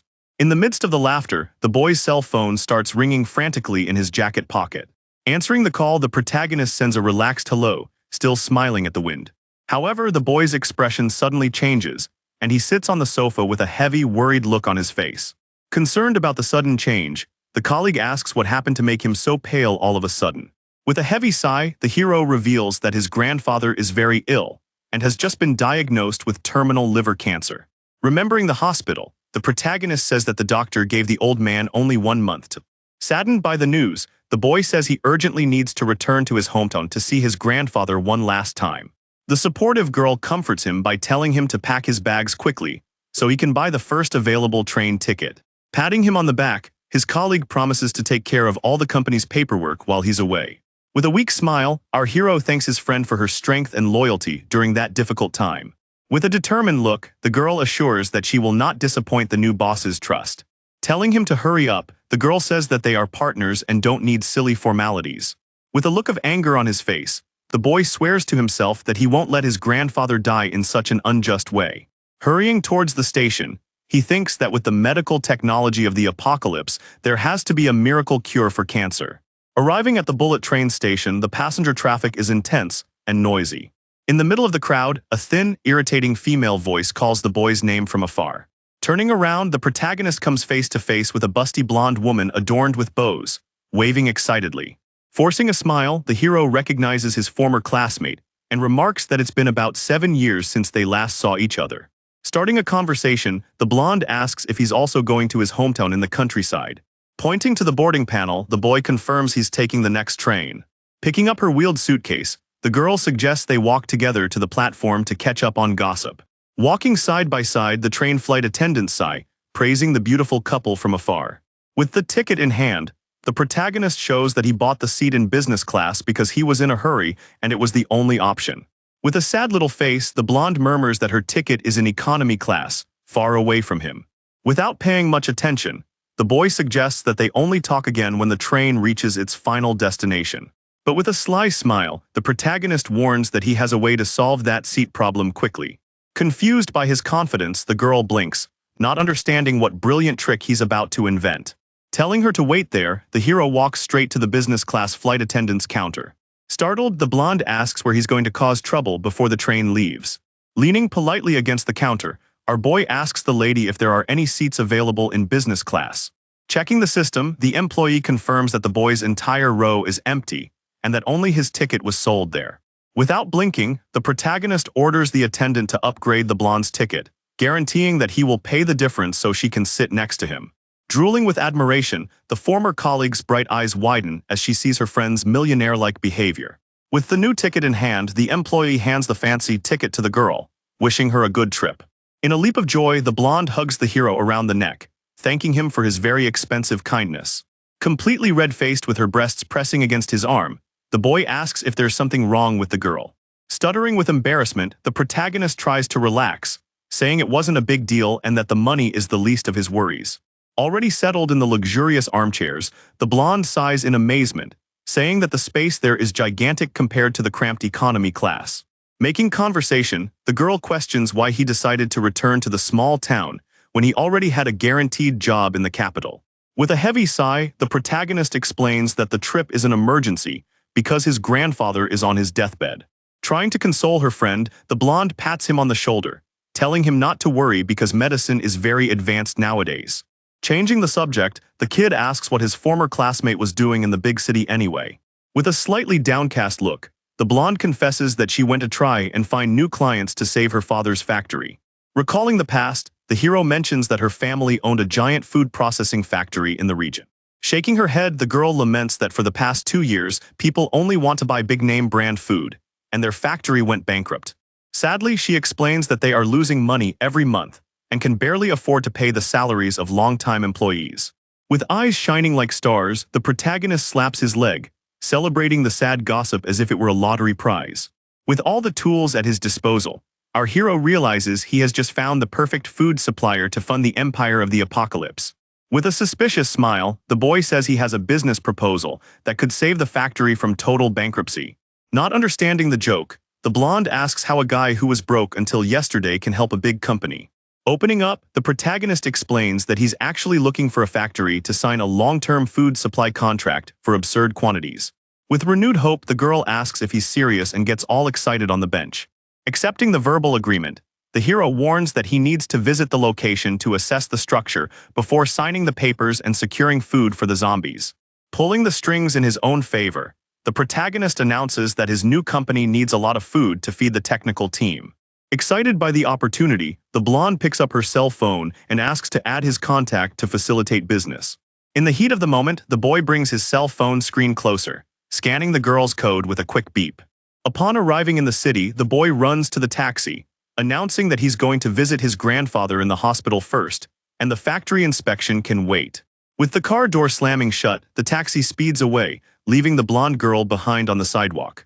Waving to him, the girl says goodbye with a hopeful smile, hoping the partnership will work out. Alone, she clutches her cell phone to her chest, believing that the meeting with her rich friend was pure fate.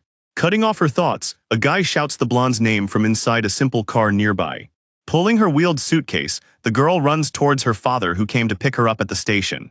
Getting into the car, the girl throws her bag in the back seat and greets her father with a tired smile.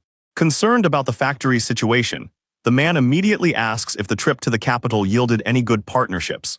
Sighing, the girl says she has bad news and good news, leaving the old man tense. Getting straight to the point, she reveals the worst part, saying that she couldn't close a deal with any large company in the city. Frustrated, the father asks what the good news could be amidst that financial disaster.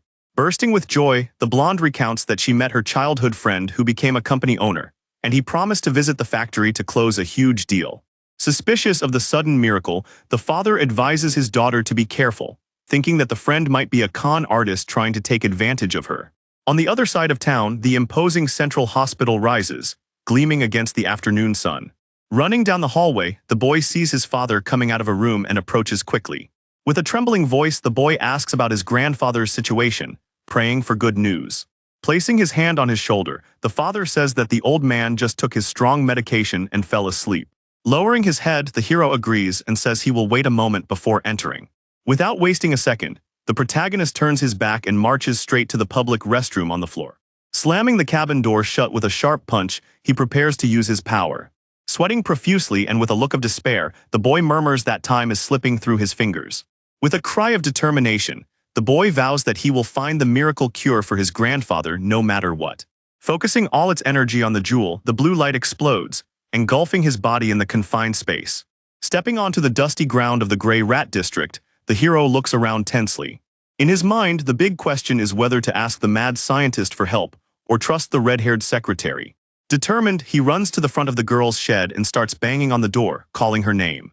As soon as the door opens, the redhead appears and the boy interrupts her, saying he's looking for a specific medicine. Completely blushing, the protagonist stops talking as soon as he lays eyes on the girl. With blood gushing from his nose, the hero yells at her to put her clothes back on before they can talk. Dressed hastily, the redhead pulls the boy inside, locking the shed door. Confused by the intrusion, the secretary asks what the boss is looking for in such distress. Getting straight to the point, he questions whether terminal cancer is still considered an incurable disease in the apocalypse. In a teacher's voice, the girl explains that the radiation from the Great Cataclysm made cancer more common than a cold, and that it is indeed curable. Feeling the weight lift from his shoulders, the boy anxiously asks what the success rate of the miracle treatment is. Recalling her past, the redhead says that a long time ago the effectiveness was almost perfect, but nowadays nobody cares about doing statistics. With a broad smile, our hero thanks the heavens for not having guessed wrong about the technology of the future. Clenching his fists, the boy wants to know if he can buy this medical marvel right there in that poor district. Scratching her head, the secretary replies that it's not so simple to find good medicine in the garbage dump. Frustrated with the awkward response, the protagonist lets out a heavy sigh, thinking the trip was in vain. But cutting through his discouragement, the girl swears that the so-called cure injection sold by the big doctors works to treat any advanced cancer. In a violent leap, the hero drags the girl by the arm, yelling that they need to go to the association right now. Resisting the tug, the redhead tells him to stop yelling and wait a second. Reaching into her leg holster, the shooter pulls out a glistening syringe filled with blood-red liquid. Handing the medicine to her boss, the girl smiles, saying she's already done her job and secured the miraculous cure. Amazed by the bottle in her hand, the boy asks if she went all the way to the fancy doctors just to get that. Agreeing, the secretary says she was quick on the trigger and swapped the blessed cabbage for the injection because the boss was in a hurry to get strong. Stuttering in shock, the hero asks if the girl traded a whole cabbage for a single tiny syringe. Shaking her head, the redhead laughs at his confusion and explains that the syringe was just a bonus in the deal. Pulling the boss by his jacket, she leads him to the back of the warehouse to show him the real treasure. With a heavy thud, she drops a thick metal briefcase onto the wooden table. Carefully opening the lid, the secretary reveals a complete and shiny kit with strength serums. Staring mesmerized, our hero reads the label confirming that these are the coveted level 1 through 6 serums. Seeing the boss's blank expression, the girl trembles, thinking he hated the result and that cabbage is worth more than anything. Breaking the silence, the boy bursts into hysterical laughter, celebrating the absurd profit he made from a cheap vegetable. Raining down mental serums, the boy revels in the genetic freedom that the Playboy doctors have handed him on a silver platter. Relieved, the redhead smiled, crossing her arms, thinking the guy was going to yell at her over a plant. Fascinated, the hero stares at the colorful syringes, gleaming like precious stones in their reinforced case. Closing the metal briefcase, the boy states that the deal was an absolute success. Putting his hand on the girl's shoulder, he says that the negotiation resulted in no losses and that the profit margin was colossal. Encouraged by the results, the boss praises the secretary, calling her the company's lucky star. In the redhead's mind, the compliment turns into a fireworks display, confirming that her work was top-notch. With flushed cheeks, the sharpshooter swears loyalty, promising to faithfully follow her boss's orders. Moving on to strategy, the protagonist sits on the crate and orders her to keep the price of vegetables sky-high to rip off that suited distributor. Getting back to serious matters, the kid wants to know the profile of the guy in the suit before moving forward with the business. Hearing the gossip, he concludes that the exiled doctor is a super overpowered level 9 mutant. Concerned, the secretary suggests changing suppliers, believing the risk of being scammed by such a powerful man is too great. Crossing his legs and arms, the boss completely disagrees with her caution. Confused, the girl asks why he isn't afraid of the guy's firepower. Smiling confidently, the boy points out that the man in the suit has 3 strengths that fit perfectly into the plan. Raising his index finger, the protagonist lists the first point, reminding everyone that as a level 9 mutant, he has very strong connections and access to the secret robotic armor. In his second argument, he points out that the doctor's ambition to return to the center of power is his major Achilles heel. Looking out the rusty window, the hero already imagines the partnership growing and crushing the competition in the big city. Explaining the business vision, our boy raises 2 fingers, stating that the guy will need many supplies and close long-term contracts. Completely shocked, the secretary's eyes widen, wanting to know what the third point of that crazy strategy is. With a confident smile, the boss raises 3 fingers and tells it like it is, saying that the man in the suit is a very intelligent man. Completely lost in thought, the girl stares blankly, not understanding a thing about his reasoning. Sitting comfortably, our hero explains that the doctor immediately realized the girl wasn't the real leader, but preferred not to push her or take advantage of her lack of experience. Red with embarrassment, the shooter is all giddy with the explanation, thinking she did well. To lift her spirits, the boy tells her not to get discouraged and praises her work, assuring her that she did everything perfectly. Almost crying with emotion, the secretary thanks her boss with her hands clasped together. At that very moment, the boy's hand landed firmly on the metal case full of serums. Lifting the box, our protagonist announces that he will take the products, and the next day they will sort out the rest of the paperwork. Startled by the rush, the redhead shouts, asking the boss to wait, stating that he can't simply inject a new serum now. Stopping midway, the hero looks over his shoulder, wondering what the problem is this time. In a very serious tone, the secretary warns that there is a mandatory time interval between the application of each level of improvement. Showing a mental diagram, she details that going from level 2 to 3 takes 3 days, but going from 3 to 4 requires more than a week of rest. Intrigued by the rule, the boy wants to know what happens if the interval is too short and the limit is ignored. As serious as a teacher, the girl explains that the body needs to absorb everything before moving on to the next state. Pointing her finger in his face, the shooter swears that if he doesn't respect the time, his body will simply collapse and break completely from so much pressure. Startled, the protagonist's eyes widen and he trembles, realizing he almost committed suicide due to his stupidity. Regaining his composure, the hero asks how on earth he'll know that the body has already absorbed 100% of the liquid. Turning her back, the secretary waves, indicating that her own body will let her know when she's ready, and sends a goodbye wave to the boss. Back in the modern world, the sun shines brightly above the central hospital of the capital. In the silent corridor, the door to room number 435 remains closed. In a flash of blue light, our boy appears sitting in midair, falling straight onto the hospital couch, clutching his briefcase tightly in his lap. Overjoyed, the boy celebrates that the trip was incredibly smooth, and that this apocalyptic world is a veritable treasure trove. Holding the syringe with the red liquid, the protagonist smiles broadly, confident that his grandfather will pull through with the alien medicine. Outside, the day continues peacefully, with no one imagining the miracle that is about to happen.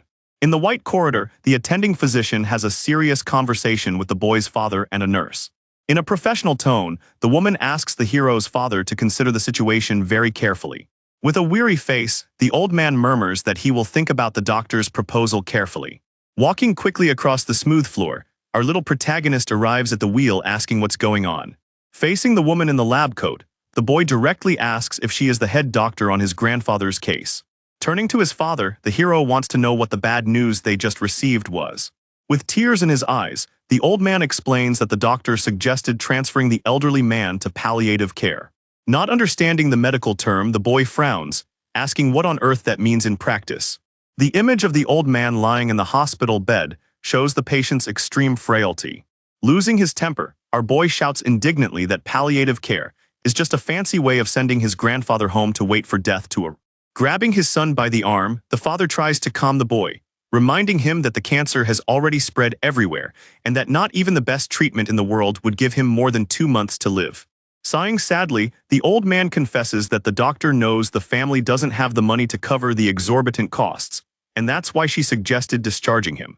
Understanding the financial hardship and lack of options, the hero lowers his guard and tells his father that he understands the situation. Placing his hand on the old man's back, the protagonist calls his father to come into the room and see the patient up close. In the silent bed, the grandfather rests weakly while the two approach each other silently. Slowly, the old man opens his tired eyes, noticing the presence of his family beside him. Running to the edge of the bed, our little protagonist holds his grandfather's thin hand, saying that he's there with him. Taking advantage of the moment, the father announces that he will leave grandson and grandfather to talk while he goes to the reception to take care of the discharge paperwork. As soon as he closes the door, the old man breaks down in tears, covering his face with his hands, feeling the pain of the imminent loss. It's a good thing regular hospital rooms don't have security cameras, thinks the relieved hero. Sitting very close, the boy reveals to his grandfather that he brought a dose of a very specific and special medicine that can cure cancer instantly. Taking the red syringe from his pocket, our boy offers the miraculous cure, asking if the old man is willing to be the guinea pig. Completely surprised, the old man stares at the glistening liquid, unsure what to say. Thinking that he already has one foot in the grave anyway, the grandfather agrees to take the injection just to see his grandson's devotion and make him happy. Without wasting any time, the needle pierces the vein in the thin arm, injecting the futuristic technology directly into the bloodstream. A heavy silence fills the room as the two wait for some magical reaction to happen. Sweating nervously, our little protagonist clasps his hands together, mentally praying for the alien injection to work soon. Suddenly, the old man's body begins to release hot smoke, and his pale skin takes on a reddish hue. Terrified by the bizarre reaction, the boy approaches, asking if his grandfather is in pain anywhere. With a start, the old man's eyes widen as he feels an absurd energy invade every cell of his ailing body. Raising his arms high, the grandfather shouts with joy, feeling his body lighten and all the pain vanish as if by magic. Clenching his fists tightly, our hero celebrates with shouts, confirming that the serum of the future is a real miracle. Holding his grandson's hands, the old man cries with gratitude but soon becomes worried about the origin of that medicine. In a firm voice, the grandfather warns that if news of a cancer cure leaks worldwide, all the sick people on Earth will hunt the boy down to hell. Patting his grandfather's hand, the boy asks for calm, assuring him that the old man doesn't need to worry about it. With a confident thumbs up, our boy declares that the official excuse will simply be an inexplicable medical miracle. Period. To guarantee safety, the hero swears that besides the two of them, absolutely no one on the planet knows of the existence of that red serum. Reassured by the idea, the old man sends a thumbs up back, agreeing to take the secret to the grave. Telling his grandfather to rest a little longer, the boy leaves the room announcing that he's going to call a doctor to confirm the miracle in the tests. Walking down the illuminated corridor, our protagonist thinks that it's not yet the right time to start selling the healing serum in that world. Looking at the security camera on the ceiling, the hero concludes that he understands nothing about the chemistry of the medicine and cannot manufacture the liquid on Earth. With his hand on his chin, the boy deduces that he also cannot guarantee an infinite supply of the product that came from the apocalypse. Imagining the worst-case scenario, the kid breaks out in a cold sweat just thinking about the government discovering the power to jump between dimensions, which would cause a gigantic problem. Looking at his glowing hand, the hero recognizes that the ring is the key to everything, and that he is still too weak to protect that power. His angry expression hardens as he understands that the ring is irreplaceable, but his own life is far too fragile at the moment. Banging his fist against his other hand, our protagonist decides he needs to improve his quick combat skills to deal with any future crisis. Approaching the infirmary, the boy hides behind the wall to make his move. Jumping into the middle of the hallway, the kid yells for help, pretending that the grandfather from bed number 435 suddenly got out of bed. Completely shocked, the nurse rises from her chair, dropping her clipboards, unable to believe that the terminally ill patient managed to sit up on his own. Holding the medical chart with the terminal cancer diagnosis, our protagonist shows the document that should be proof of certain death. While lecturing the nurse, he asks if she thinks he spent so much time taking care of his grandfather only to suddenly become delusional. Not believing his audacity, the girl asks the hero to accompany her to the bedroom to get to the bottom of the story. Upon arriving at the door, the boy invites the nurse to see the miracle with her own eyes. Upon entering the room, the pair find their grandfather walking freely around the room as if nothing had happened. Stuck halfway there, the nurse puts her hand to her face, yelling, "Oh my God," in pure astonishment. Running off, the girl says she's going to call Dr. Han immediately to check out this madness. With a huge grin, the protagonist inwardly celebrates, confirming that the plan was a complete success. Sitting quietly, the grandfather thanks his grandson with a new sparkle in his eyes, feeling his health returning. With the door slamming shut, Dr. Han bursts into the room like a hurricane, demanding to know the whereabouts of the dying patient.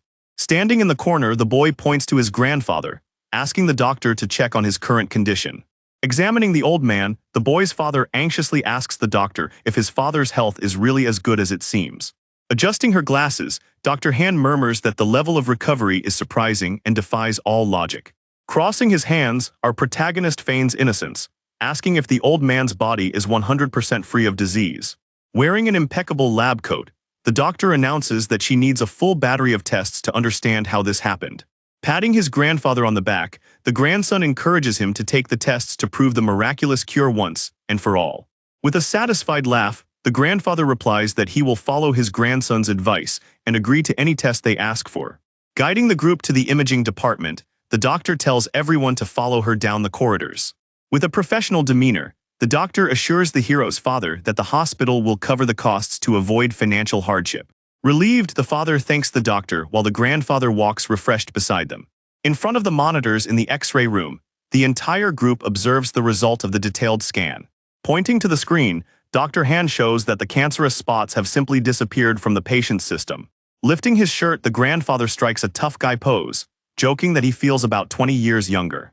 Trying to contain his excitement, the father asks the old man to stop the sudden movements so he doesn't hurt himself unnecessarily. Holding the X-ray plate, the doctor compares the old exams with the new ones without finding a single error. Confirming the positive diagnosis, the medical team declares that all age-related illnesses have disappeared. Calling the protagonist aside, Dr. Han wants to know exactly what happened while she was off duty.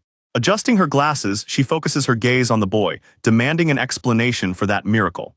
Shrugging his shoulders, the boy says he only talked to his grandfather about marriage, and the old man got out of bed on his own through sheer willpower. With a skeptical look, the doctor retorts that the explanation is unscientific, but deep down she knows something strange is going on.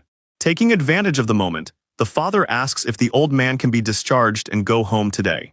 With a doubtful expression, the doctor hesitates but eventually agrees to the family's request. With a sigh, the doctor says she will continue to monitor his health closely to ensure that the cure is not temporary.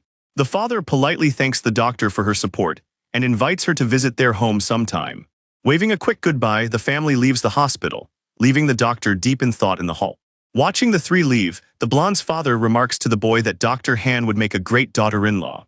Alone in her office, Dr. Han crosses her arms, her gaze sharp, suspecting that Chen Yang is hiding some heavy secrets. Looking at the empty room, she plans how she will expose the young man's deception. Analyzing the digital files, she realizes that the case was extremely serious, and the sudden cure makes no sense at all. With the stethoscope in hand, she decides she will investigate the boy on her own. In the Chu family mansion, several people in suits walk hurriedly through the luxurious hallways. On the phone, heiress Chu orders her assistant to postpone the urgent meeting to focus on the private investigation. Explaining the problem, she tells her assistant about the bizarre case of the patient who was cured of cancer in an impossible way. With a distorted voice, she shouts that a full recovery is an anomaly that needs to be explained soon. Showing the tablet screen, she details that all of Chen Yang's grandfather's tests are perfect. Commanding the team, she demands immediate reports on the life of this grandson who saved the old man. On the other end of the line, the assistant asks what type of treatment or medication the boy used on the patient. Having nothing to say, Chu laments that the recovery was a miracle and has no record of any medication used. With authority, she orders the assistant to send all the patient's data to the central office. The assistant asks the reason for the rush, and Chu explains that she wants to understand the origin of the boy's power. Giving Chu a golden tip, she tells her assistant to investigate Chen Yang personally if she wants quick answers. Looking at her grandfather's critical medical records, she realizes that death was reversed by human hands. In her luxurious office, Chu writes down the target's name and prepares to turn his life upside down. Meanwhile, in the apocalyptic world, the sun rises over the secretary's village. Walking slowly, the protagonist enters the warehouse, wanting to maintain his disguise as an ordinary student. The boy's father shouts from afar, announcing that tonight there will be a dinner to celebrate his discharge from the hospital. Waving his hand, the boy runs behind the wall to use his power without witnesses. Walking steadily down the narrow alley, he searches for a blind spot to make the dimensional jump. Analyzing the shadows, he confirms that no one is watching and positions himself to teleport. With a confident smile, he thinks it will be good to see the redhead and the old scientist after a busy day. With a blinding flash, our hero leaps between worlds, leaving the empty alley behind. In the redhead's shed, the secretary nibbles on a piece of chocolate, enjoying the momentary peace. Savoring the dessert, she lets out a sigh of pure happiness as if she were in paradise. With a bang, the door opens, and the kid bursts into the room with the energy of someone who's in charge of everything. Putting down the chocolate, the shooter quickly gets up, wanting to know if the urgent matters have been resolved. Showing a thumbs up, the protagonist announces that the cure worked and cooperation with the doctors will be strengthened. Looking around, he sees the vegetable remains and reinforces that they need to focus on exchanging more food for serums. Making the warning clear, the chief explains that the serums cannot be used haphazardly because they have an absorption limit. The attentive secretary observes every word of her boss, feeling the weight of responsibility on her shoulders. To avoid worrying her, the boy assures her that the two of them will be the first to take advantage of the mutant power. With a wide grin, the redhead asks if the organization is finally going to set up an advanced base there. Meanwhile, outside, a war scene shows a man fighting a bizarre mutant creature. A giant, shadowy hand crushes the scene, raising a cloud of total destruction. From inside the safety of the warehouse, the protagonist observes the scene and decides that the time to found the empire is now. With a group of survivors keeping an eye on the kid, the District D operation finally goes into action. The boy asks the redhead if the people there are really trustworthy enough to start the job. With a huge smile, she assures that despite their physical weakness, the people of Grey Rat are united and far more loyal than the citizens of large cities. Excited, the protagonist claims that brute force can be solved with serum, but character is what truly matters when building an empire. Explaining his ambitions, he reveals that he wants to elevate all members of the base to level 4 of enhancement. Pointing at her, the boss warns that leaders like the secretary need to reach at least level 5. Startled by the audacity of the plan, the redhead screams, asking if he's crazy or if they have enough serum for all of that. With a grim face, the protagonist retorts by asking if it wouldn't be possible to exchange the entire district's production for that amount of serum. Shaking her head, the girl immediately rejects the idea, saying it's collective suicide. She explains that upgrading the entire district to level 4 will cause social chaos and likely destroy the remaining piece there. Changing the subject, the girl wants to know if, after injecting the serums, the protagonist's appetite increased as much as hers. With an adorable chibi face, the boy admits he's living in a constant, lion-like state of hunger. Sitting down to eat, the boy confesses that he now eats 3 or 4 times more food than before. Explaining the science behind the effect, the secretary says it's the standard side effect of becoming an evolved being. The boss shows a mental graph where strength increases, but energy consumption skyrockets proportionally. Thoughtfully, he concludes that if the number of evolved beings at the base increases, the demand for food will turn into a logistical nightmare. In cartoon form, the mind shows that the stomach becomes a bottomless pit the stronger the human gets. The boy does the math in midair, stating that a normal human being eats half a kilo, while an evolved one easily eats over 1.5 kilos. Showing his own finger, the protagonist says that he alone consumes almost 2.5 kilos of food per day. Startled, the redhead quickly calculates that 200 people on level 4 would be eating tons of food every single day. She warns that the region's wildlife would be wiped out in record time, and the rest of the district would starve to death due to lack of resources. With the image of human remains on the screen, the apocalyptic scenario shows that the danger is real. Scratching his chin, the protagonist realizes that the secretary's concern is legitimate, and that calorie expenditure is the bottleneck in the plan. Determined, the boss swears that this won't derail his project because he has a master plan. Getting close to the redhead, he reassures her that managing the base is solely his responsibility and that she doesn't need to lose sleep over it. With tears in her eyes, the girl understands that her role is to focus on security against external intrusions, while the boss works miracles. The boy promises that he will maintain a constant food supply for everyone, regardless of their individual evolution level. Visibly moved, the secretary looks at her boss with deep admiration. In a surge of gratitude, she jumps onto the boy's back in a tight, breathless hug. With a light tap, he tells her not to get so excited and to guide the way to the old scientist. Walking towards the shed, the two follow the plan under the scorching desert sun. Entering the makeshift workshop, the protagonist finds the mad scientist holding a technological component with affection. The one-eyed old man points at the boss with the greatest enthusiasm in the world. The boy asks how the research is progressing, and the scientist confesses that the technology of the past is quite archaic to him. With a comical tear in his eye, the old man admits that he's having trouble understanding how those rickety machines work. To reassure the boss, the scientist guarantees that as soon as he understands the basic logic, he will port the programs in the blink of an eye. Lamenting the lack of hardware, the old man says he doesn't have a single decent computer to test the code. With a sly smile, the protagonist announces that he has prepared a surprise for the employee. The redhead throws a heavy box onto the wooden table, making the old man jump in fright. Carefully opening the package, the scientist sees the state-of-the-art computer that his boss bought in the capital. In shock, the one-eyed man stares at the boy, unable to believe that he brought that technological marvel into the middle of the junkyard. With the power cord in hand, the old man plugs it into the socket, his hands trembling with happiness. Turning on the screen, the scientist is impressed by the interface and begins to type furiously. Standing behind him, the boy observes the progress of the work, satisfied with the efficiency of the new hire. The old scientist says he can do anything as long as the hardware can handle the system's absurd demands. The protagonist hands the phone to the old man and tells him to develop a mobile game capable of running on those old, 200-year-old clunkers. The kid shows the reference game on his cell phone and tells the old man to get inspired by it to create something even more addictive. Analyzing the code with his bionic eyes, the scientist murmurs that he will study every line of that archaic structure. On the PC screen, a demonstration of arena-style gameplay plays with blood effects and kill combos. The protagonist asks if the scientist can get that game to run on the primitive infrastructure they have there. With a confident smile, the old man explains that if he can copy some ready-made codes from ancient times, he'll finish the job at the speed of light. The boss praises the scientist's strategy of using what already exists as a basis to accelerate mass production. The boy asks how many days the old man will need to deliver the working game for everyone to test.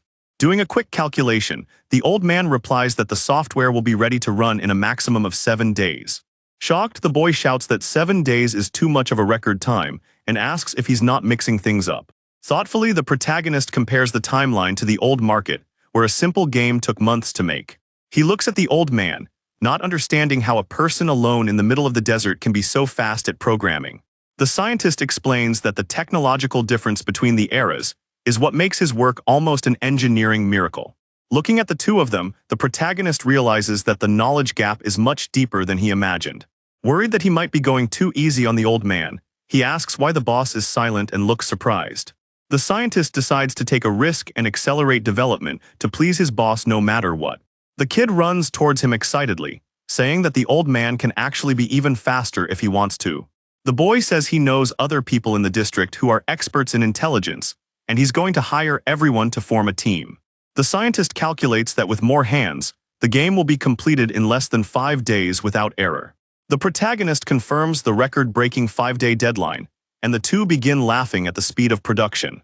In a chibi drawing, the kid celebrates that a heavy workload is a blessing for those who want to get rich. The boss pushes the old man towards the door, ordering him to fetch the other experts and get everyone to work now. The scientist asks if hiring so many people all of a sudden won't overburden the budget, and the boss smiles. With the redhead by his side, the kid reveals that the plan was always to hire the entire district for the team. The old man's bionic eye widens in disbelief at the magnitude of the boy's plan. The redhead confirms to the old man that the boss is serious about building their own base with everyone. The protagonist says that any loyal and trustworthy person from the camp is invited to join the payroll. The old scientist is speechless, almost falling backward at the golden opportunity. The scientist kneels before the boss, yelling that the boy is the true savior of them all. The protagonist raises the crown, saying that this is just work and they need to focus on leveling up soon. The old man warns that tax collection time is approaching, and if it weren't for the boss's money, everyone there would be in extreme danger. Getting straight to the point, our protagonist questions why on earth he's never heard of this tax collection. The redhead's heavy sigh reveals her exhaustion at the mere thought of the matter. Calmly, the kid tries to calm the situation by saying that it's not a big deal. Immediately afterwards, he says he will give the details after having a chat with the people from the settlement. To end the conversation, the boy says okay with a confident smile on his face. Handing a cell phone to the old man, the boss announces that he will keep the device for testing and demands to see the finished game in exactly 5 days. Full of energy, the scientist beats his chest, guaranteeing that the mission will be completed on time. Satisfied with the agreement, our hero bids farewell, announcing that he's leaving soon, while the old man wishes him a good trip. With a sharp thud, the door slams shut, leaving the apocalyptic duo alone in the room. Overly curious, the one-eyed scientist asks the girl about the true origin of this mysterious boss. Focused on the blue screen of the monitor, the old man comments that those devices from hundreds of years ago look like they just came out of the store yesterday, and that it makes no sense at all. Shrugging, the shooter confesses she has no idea, but decides she won't snoop if her boss wants to keep it a secret. Suspicious, the older man questions how they can be sure that the boy doesn't have ulterior motives. In a cute yet annoyed version, the redhead retorts that their place is cleaner than their own faces, and asks what they could possibly have of value that could be stolen. Given this logic, the scientist admits that the amount of food brought in just the last few days would already pay for an entire army of evolved beings. Completely smitten, the redhead argues that the boss has a peaceful aura and that her greatest fear is seeing him ambushed. Putting the pieces together, the old man asks if that was the reason the girl hid the details of her taxes from him. With a deadly look, the shooter declares that the boy is their only chance to change their lives, and therefore she will eliminate any risk factor from their path. Aware of the message, the scientist agrees while already focusing his hands on the keyboard of the new computer. Motivated by the food, the old man vows to work twice as hard to deliver the software at lightning speed. In a blink of dimensional magic, our protagonist sprouts back into the modern world on an empty street. Holding a tiny chip, the boy remembers that he urgently needs to buy a new cell phone. Suddenly, a bizarre sensation takes over his body and the boy's expression hardens. Almost falling forward, the hero feels a brutal energy coursing through his veins without warning. Rays of pure power begin to crackle in his hand, proving that his body has undergone a drastic change. Right nearby, an elderly man with a cane gets a huge fright from the sudden electrical noises. Taking a deep breath, our boy realizes that he has finally absorbed the level 1 serum completely, just as the redhead had warned. Without wasting any time, he pulls out the shiny vial from level 2, already celebrating that his body can handle the new dose. Quickly, the needle enters the arm, injecting the green liquid to guarantee more brute strength on the resume. Reinvigorated, the boy arrives in front of a fancy electronics store to resolve the issue with his cell phone. Right at the counter, the salesperson tries to push the most expensive model, full of technological bells and whistles. Impatient with salesman talk, the hero swipes his phone in the machine, saying no explanation is needed and takes the device with him. Once outside, the boy turns on the screen of his new toy while walking calmly. But his heart almost stops when he sees the notification of 8 missed calls from his blonde friend. Panicked and sweating profusely, our boy mentally curses himself for completely forgetting about his date with the girl. Far away, the girl's family's imposing mansion shows that business is bad, but the house remains chic. On the phone with the girl, the protagonist makes up the excuse that his old cell phone broke, and he was buying another one. Satisfied with the explanation, the girl asks him to wait at a certain point, while she herself goes to pick up her business partner.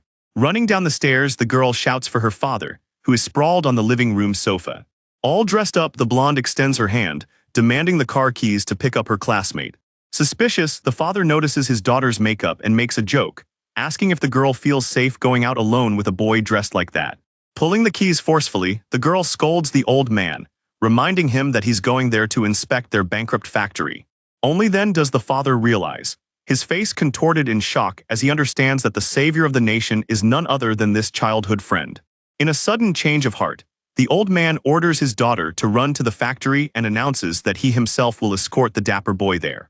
Half an hour later, the clear sky announces that the pieces of this corporate game are already moving. Foot to the floor on the empty streets, the imported car flies towards the food factory. During a sudden stop, the tires squeal on the asphalt when the vehicle finally reaches its destination. With his hand firmly on the ceiling doorknob, our hero looks like he's about to vomit, while the blonde casually announces that they've arrived. Annoyed by her getaway driver style, the boy cries in fear while the girl freaks out, denying that she drives badly. After getting out of the car, the protagonist's legs trembled like a leaf after the insane trip. From inside, the mine's father arrives breathless, calling the boy Mr. Chen and thanking him for the visit. During the handshake, the hero asks to be called by his first name because of his friendship with the blonde, but the older man insists that business is business. Maintaining a professional demeanor, the boy comments that his friend has already given an overview of the factory's crisis. Getting straight to the numbers, the boss wants to know the exact number of monthly orders needed to keep the place running in the black. By his mental calculations, the old man lists the salaries, rent, and raw materials, adding up to 300,000 a month just to avoid bankruptcy. Without blinking, our protagonist asks if a contract worth 400,000 a month would be profitable, and the old man stammers in confirmation. Pausing the meeting, the old man pulls his daughter by the arm to have a private chat far away from the boy. In an indignant tone, the father questions whether the boy came to do real business, or just to do charity work to save the poor. With wide eyes, the old man bluntly asks if his daughter used her feminine charms to seduce the rich man and save his skin. Red with embarrassment, the blonde yells at the old man to stop talking so much absurd nonsense. In the middle of the girl's tantrum, the old man gets shoved and falls backward onto the ground in a ridiculous way. Ignoring the regrettable scene, the protagonist asks if the factory owner has any requirements to finalize the partnership. Raising his index finger, our hero imposes the only rule, demanding plain packaging with no brand, expiration date, or ingredient list. Completely confused, the girl's father scratches his head, bewildered by the highly suspicious request to hide the origin of the food. Calm as always, the boy reassures the old man, guaranteeing that the food won't go to the traditional market and that he has his own means of consumption. Opening up, the boss warns that the type of food doesn't matter as long as the absurdly agreed-upon quantity is delivered every month.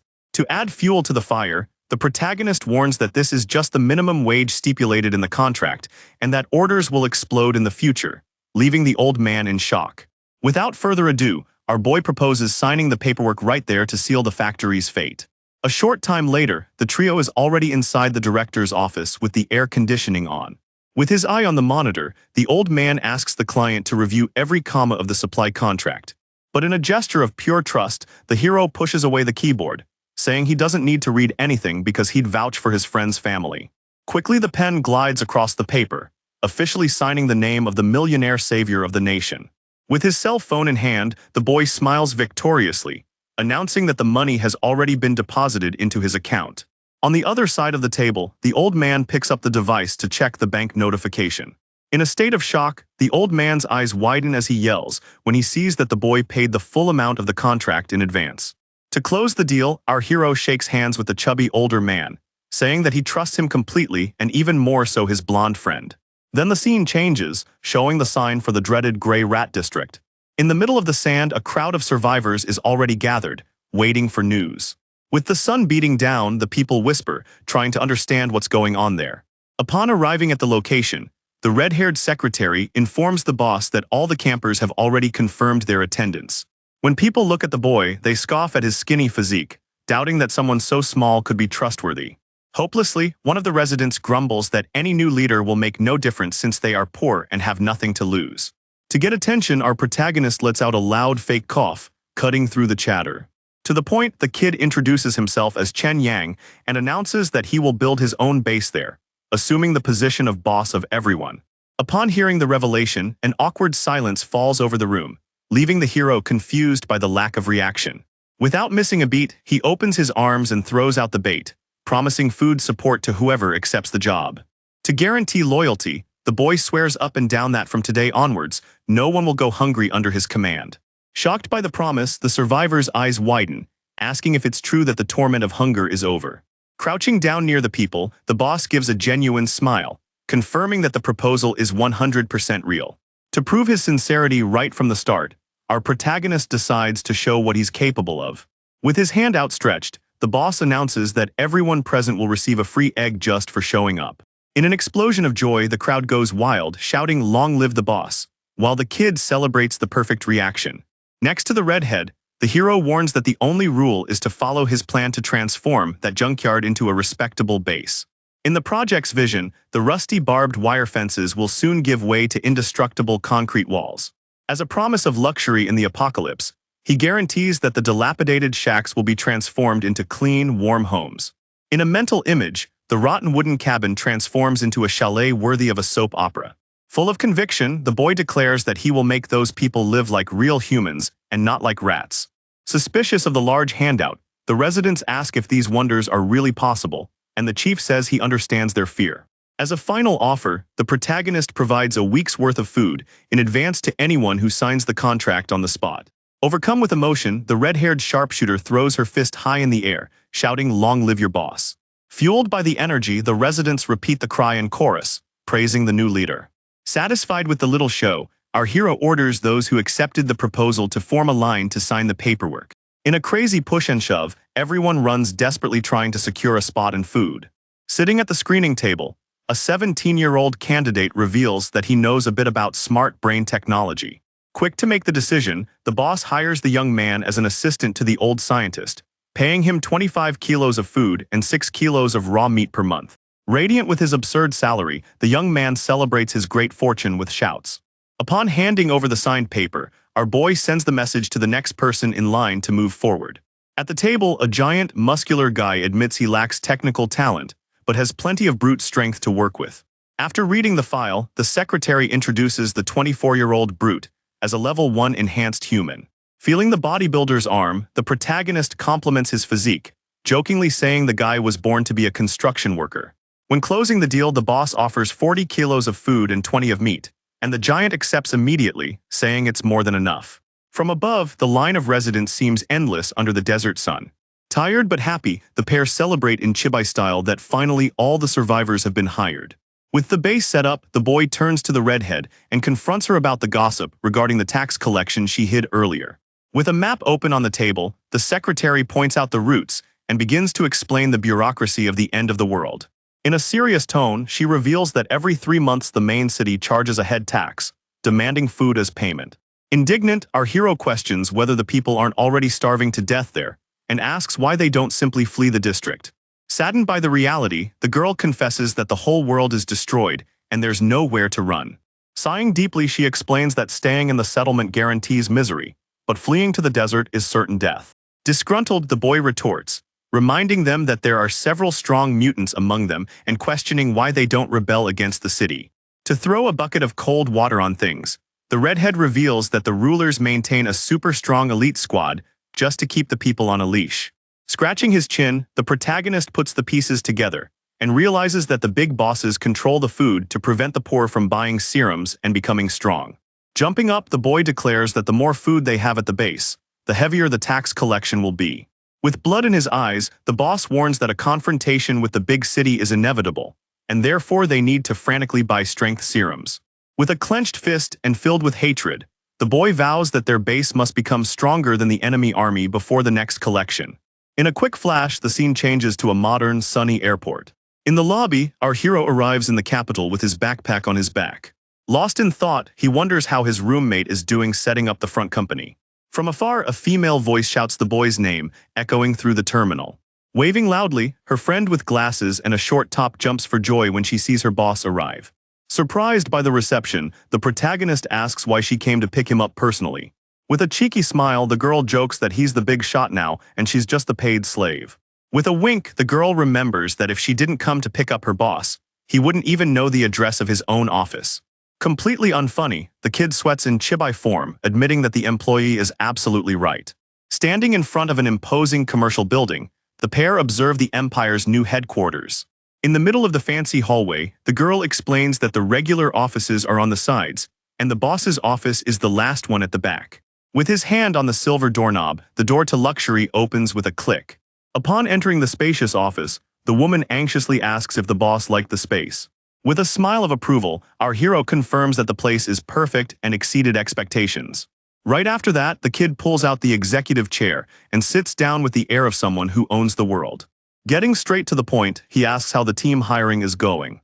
The employee reports that the finance and legal departments are already up and running, and the rest of the team is in the process of joining. As a suggestion, the girl asks if he wants to call an integration meeting with the current team. Without agreeing, the protagonist says he wouldn't even know what to say to these people right now, and rejects the idea. With her arms crossed and annoyed, the girl grumbles that she's never seen such a lazy startup owner right at the beginning of the business. Relaxing in his chair, the boy reassures his friend, saying he'll focus only on the products and leave the boring paperwork to her. Furious, the chibi version of the girl throws a tantrum, screaming that she already knew she was going to be exploited by her boss. Amidst the laughter, our hero retorts, saying that this is intensive training to improve her skills. With a gentle pat on the girl's head, the protagonist promises that when the company becomes a giant monster, she will be his official right-hand woman. Completely melted and blushing, the employee removes his hand from her head, asking him to stop being so conceited and focus on not bankrupting the business. Full of swagger, our hero assures us that with the technological support of the apocalypse, there won't be any mistakes. Getting straight to the point, the kid asks how things are going with the game distribution platforms. Holding a blue folder, the employee announces that the majority have already agreed to the standard profit-sharing arrangement. Handing over the paperwork, the girl mentions that the cell phone brand's own stores require inspection, and this delays the process a bit. Curious, the boss wants to know what the problem is, and the girl blurts out that things went wrong with the fruit-themed cell phone store. Frowning, our boy asks what the exact problem was with these guys. Adjusting her glasses, the assistant reveals that the guys demanded a bribe to approve it quickly, otherwise the game will go to the back of the queue.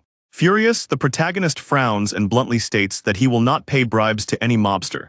Concerned, the employee warns that that particular brand of fruit dominates a huge share of the market. With open arms, she explains that staying out of their store means losing a huge user base. Getting up from the table, the boss tells her to relax because the product itself will prove its worth.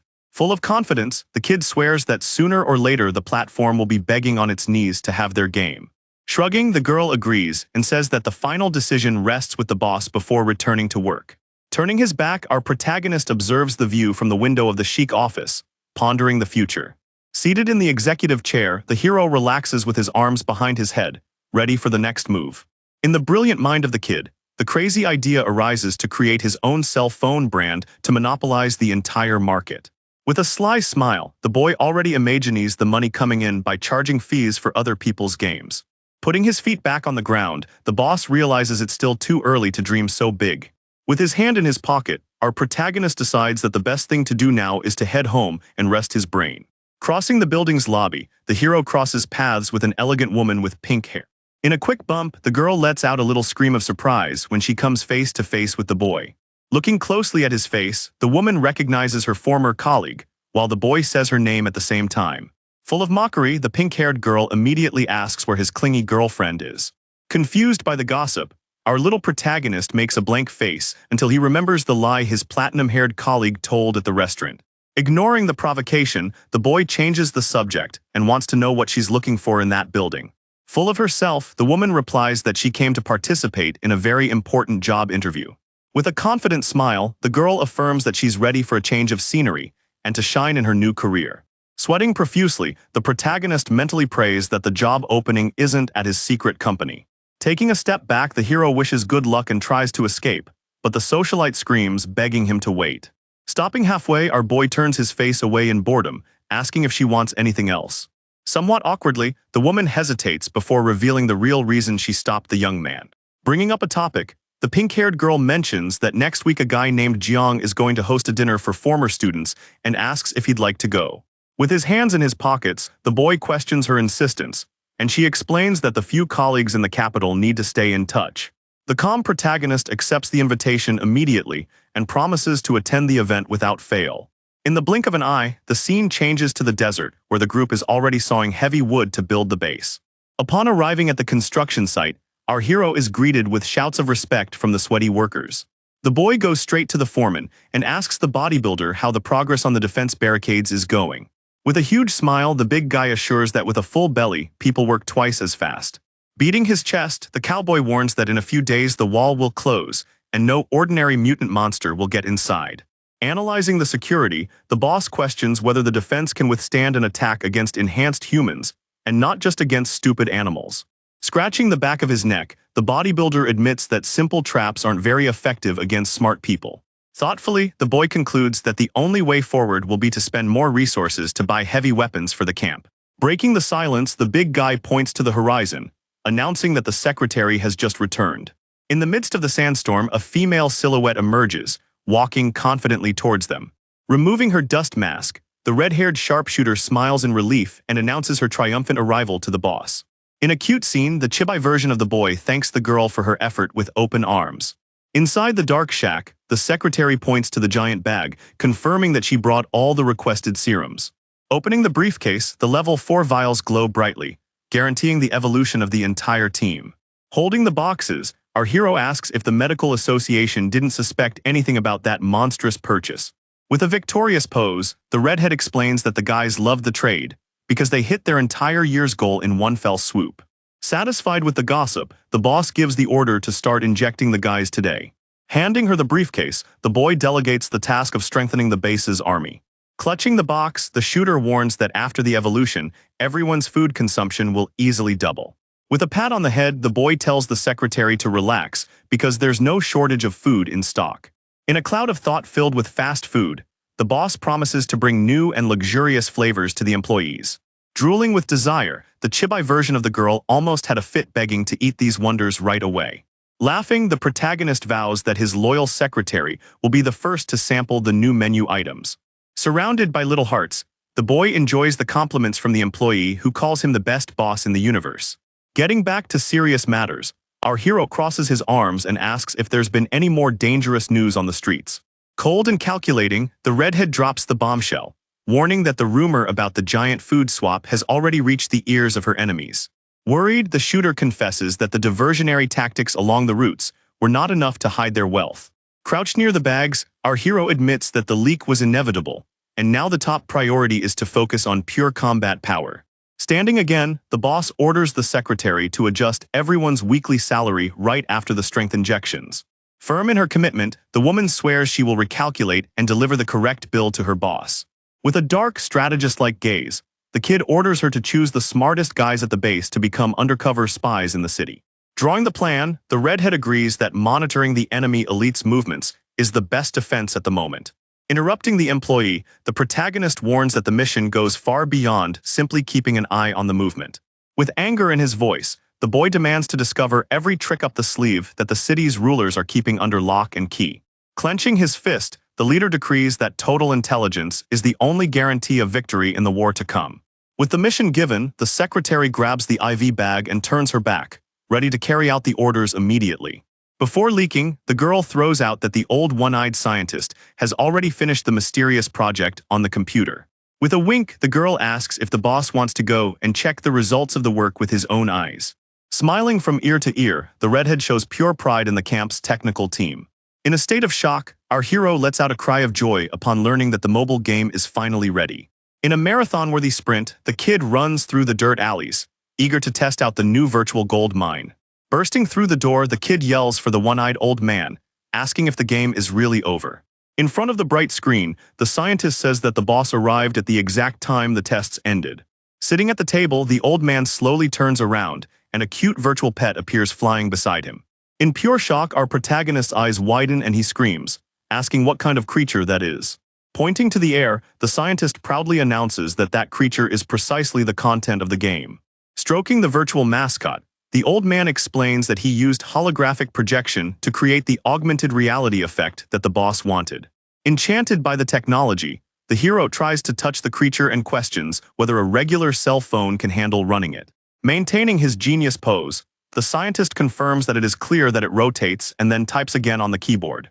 In an image of a cell phone connected via cable, he details that he needed to create a special algorithm to force the Jurassic hardware to work. Without false modesty, the old man admits that the algorithm is somewhat outdated by his standards, but it works smoothly on current machines. Directly from the cell phone screen, the blue light projects the holographic image onto the floor of the shack. With a high-pitched, cute sound, the virtual pet jumps and comes to life in the real world. Jumping around the room, the illuminated little creature shows that the game is a true futuristic work of art. With his hand on his head, the boy almost short-circuits trying to process that the old man did all this in so few days. Trembling, the boss questions how the old man managed to invent such advanced technology out of thin air.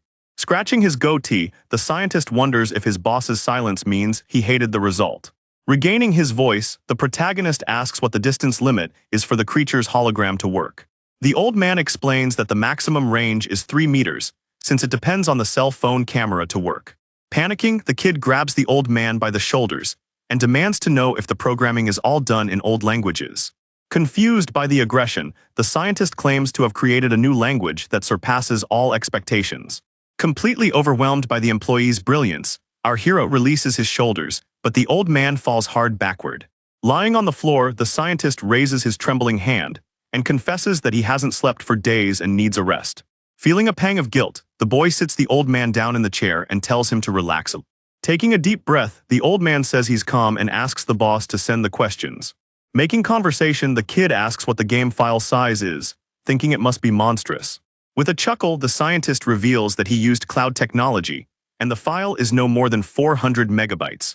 In a state of shock, the boss yells that bad games nowadays weigh tens of gigabytes, and that's simply impossible. With sweat dripping down his face, the protagonist admits that the end-of-the-world technology is terrifyingly advanced. But since nothing is perfect, the old man warns that the game needs a constant internet connection to retrieve data from the server and run. Shrugging, the boy tells the old man not to worry about it because there's no shortage of internet in his world. Laughing to himself, the kid thinks that without an internet connection, how on earth was he going to get money from the players? To wrap up the technical discussion, the hero questions how the in-game money consumption system was set up. Quickly, the scientist's hand slides across the mouse, clicking on the options on the screen. The old man says he grabbed some ready-made templates from other old games so as not to waste time. Showing the past in his mind, the old man explains that the old companies already knew very well how to rip people off. In a comical image, a desperate gambler wastes money on a roulette system to win VIP items. Satisfied with the answer, the protagonist concludes that even after 200 years, the art of making people spend money remains the same. Handing the external hard drive to his boss, the scientist informs him that everything is there and asks if he has any further questions. Taking responsibility, the old man says he needs to run one last round of tests to deliver the final version the following morning. Meanwhile, the boy points to his own old cell phone lying on the table. Curious, he asks what the one-eyed old man thinks of that Jurassic-era device. Analyzing the carcass, the scientist calls the object an old but very well-preserved antique. In a clash with reality, the word antiquity hits the boy hard, wounding his pride. Without losing his composure, the boss throws down the challenge, asking if the old man can design a cell phone from scratch using the hardware he already has there. For the first time, the genius of the apocalypse scratches his head, admitting that he hasn't the slightest idea how to even begin assembling physical hardware. Justifying the error, the scientist explains that he is focused only on software and industrial design is far beyond his area of expertise. Quickly, the kid asks if there's anyone in the crowd of gray rats capable of doing the dirty work. Throwing his hands up in the air, the hero plays the card promising a hefty salary and guarantees that if the game is a success, everyone gets a bonus. Happy with the promise, the old man salutes and swears he won't disappoint in the search for talent. With the energy glowing, our boy leaps to another dimension, disappearing from the smelly shack. Looking out the window of his apartment in the capital, the protagonist grumbles that managing dozens of people at the same time is draining his energy. Suddenly, the cell phone in his pocket starts ringing like crazy, cutting off the peaceful moment. Staring at the screen, the boy frowns when he sees that the call is from an unknown number. Answering politely, he gives a suspicious hello, anticipating the worst. On the other end of the line, a woman with short dark hair introduces herself as Chu Zin, saying she wants to discuss business with him tonight. Believing it's a scam, our hero in chibi form angrily asks if the scammers are getting fancy now. Remaining calm, the mysterious woman understands his distrust and promises to prove she is not a swindler. Impatient, the kid grumbles, calling the girl a psychopath and presses the red button immediately. Throwing his cell phone on the sofa, he declares that dinner is far more important than idle chatter and heads straight to the kitchen. Manning the stove, the protagonist praises his own cooking as the pots simmer and the dishes are prepared. A long, weary sigh escapes through the hallway the moment the front door opens. Taking off her injured heels, the platinum-haired colleague announces in a dejected tone that she has finally arrived home. Sniffing the air in chibi form, the girl sniffs the wonderful smell of fresh homemade food. Upon receiving the girl in the room, our boy smiles, saying that she arrived at the exact time for the banquet. With a spoon in his hand, the boy asks how the acting test she was going to do went. Sitting at the table, the protagonist notices his colleague's closed expression and deduces that things didn't go very well. Resting her head on her hand, the platinum blonde confirms that the test for the famous director's new show was a total disaster. Completely frustrated, she explains that this huge production is focused on winning all the awards of the year and the pressure is absurd. Surprised, the hero questions how a novice actress like her ended up auditioning for such a large production. Almost crying, the girl in chibai style sobs her head, saying that the role was for an extra with 4 lines, and even so she got rejected. With his mind clouded, the kid immediately imagines that the scumbag director tried to use the infamous couch rule with his colleague. But breaking the theory, she confesses that the job was stolen by another woman who had contacts in production, and not due to harassment. In a moment of pure depression, the platinum blonde throws her head on the table, asking if she simply wasn't born to be an actress. Trying to find the right words, the boy scratches the back of his neck, stammering that she could actually try something else. Suddenly her cell phone rings, and the girl raises her hand telling him to shut up and wait while she answers the call. The platinum blonde, visibly emotional, answers the phone with a trembling voice, expecting another scolding. With a cry of joy that echoes throughout the room, she jumps up, yelling if that's really true. Confused by the bizarre mood swing, the hero asks what the hell is going on. With her cell phone in hand, the girl freezes in place and begins to stare at her classmate with a deep, frightening look. In a mysterious tone, the girl sits back down and says she thinks she needs to get to know him all over again. Scratching the back of his neck, our boy shrinks back in his chair and asks what she means by this strange talk. Smiling non-stop, the actress reveals that the bigwig from the audition just called her personally. With tears in her eyes, the platinum blonde recounts that the director not only approved of the audition, but also showered her with praise. Sighing with relief, the protagonist stammers a congratulations, believing the drama was finally over. But with a sharp slap on the table, the girl gets up again and cuts his celebration short. In a shocking tone, she yells that she didn't get the extra role, but the lead role in the movie of the year. Celebrating in chibai style, the kid joins in and suggests ordering a giant banquet to celebrate the epic victory. Putting her hand on her partner's face, the girl curbs his excitement and asks him to hold back his emotions for a second. Pinching her flushed cheeks, the actress drops the bombshell, saying that the director confessed she only got the role because of him.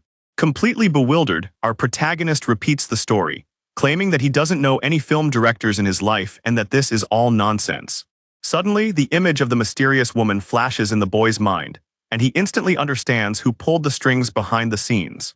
The insistent ringing of the cell phone cuts off the boy's train of thought, confirming that the psychopath is on the line again. "Excuse me," the protagonist pushes his chair back from his friend and announces that he needs to answer an urgent call.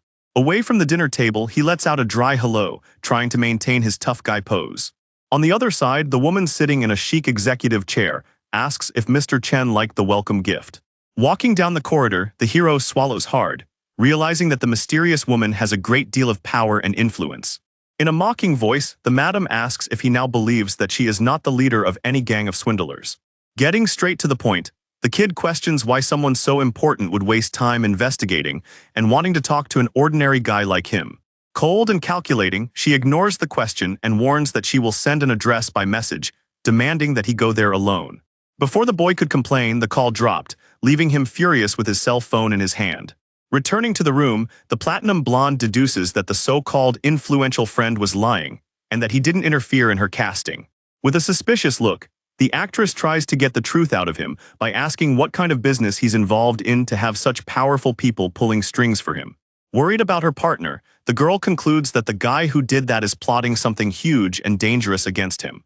Putting his cell phone in his pocket, our hero agrees but warns that now he has no choice but to go to the meeting to see what this woman is all about. Holding his hand tightly, the girl begs her friend not to go, saying it's suicide to get involved with that dangerous crowd. In an act of pure desperation, the actress cries and swears she would rather give up the leading role of her life than see her friend in danger. Touched by the crying, the boy admires the loyalty of his friend, who gave up a golden opportunity to protect him. In chibai format, the protagonist affectionately flicks the platinum blonde's forehead, calling her silly for thinking such nonsense. Rubbing her bruised forehead, the girl pouts, asking why on earth he hit her. With a calm smile, the hero explains that if the mysterious socialite went so far as to offer her $1 million role, a no isn't going to make the crazy woman give up. Understanding her partner's logic, the girl's eyes widen, deducing that refusing the offer would be picking a fight. With a sour face, the protagonist agrees and warns that ignoring the invitation would only make their situation 1,000 times worse. Raising his finger, he concludes that the best plan is to go to the meeting, join in her dance, and find out what the real scheme is. With tears in her eyes, the platinum blonde holds her friend's hands, begging him to be very careful. Letting go of her hands, the boy assures her that he has his own tricks up his sleeve and that she doesn't need to freak out. Half an hour later, our boy arrives at a luxurious restaurant that looks like a traditional Chinese mansion, illuminated at night. Standing at the door, the hero admires the facade, commenting that the retro style of the place is really cool. Right at the entrance, two giant security guards in suits block the passage and confirm the guest's name. Dry and direct, one of the thugs warns that he needs to search the boy to make sure he's not armed. Opening his arms without resistance, the kid tells the guys to do their job quickly. With heavy hands, the security guard thoroughly searches the boy's body, looking for any unusual bulges. Satisfied with the cleaning, the big guy points to the internal corridor, letting everyone know that his wife is already waiting. Walking among the henchmen, our hero notices a frightening detail, and a chill runs down his spine. In his head, the alarm goes off when he notices that the aura of the security guards is stronger than that of the red-haired sharpshooter from the apocalypse. Without losing his composure, the kid wonders if the strength of the level 2 serum would be enough to take down those suited monsters if things get rough. Standing in front of a double wooden door, the security guard opens the way to the restaurant's VIP room. Entering the chic venue, the protagonist analyzes the luxurious decor and the gigantic banquet already served on the round table. Seated in the corner, the dark-haired woman points to the empty chair, gesturing for the guest to sit down. With a glass of wine in her hand, the lady justifies herself by saying that the urgency of the matter forced that somewhat abrupt meeting. Raising the crystal, she makes a quick toast, apologizing for her invasive methods of trying to get his attention. Selling her own fish, the woman informs him that the restaurant is exclusively for bigwigs and recommends that he try the fine dishes. Taking a sip of wine, she drops the first bombshell, confessing that she had investigated every step of the boy's life in recent days.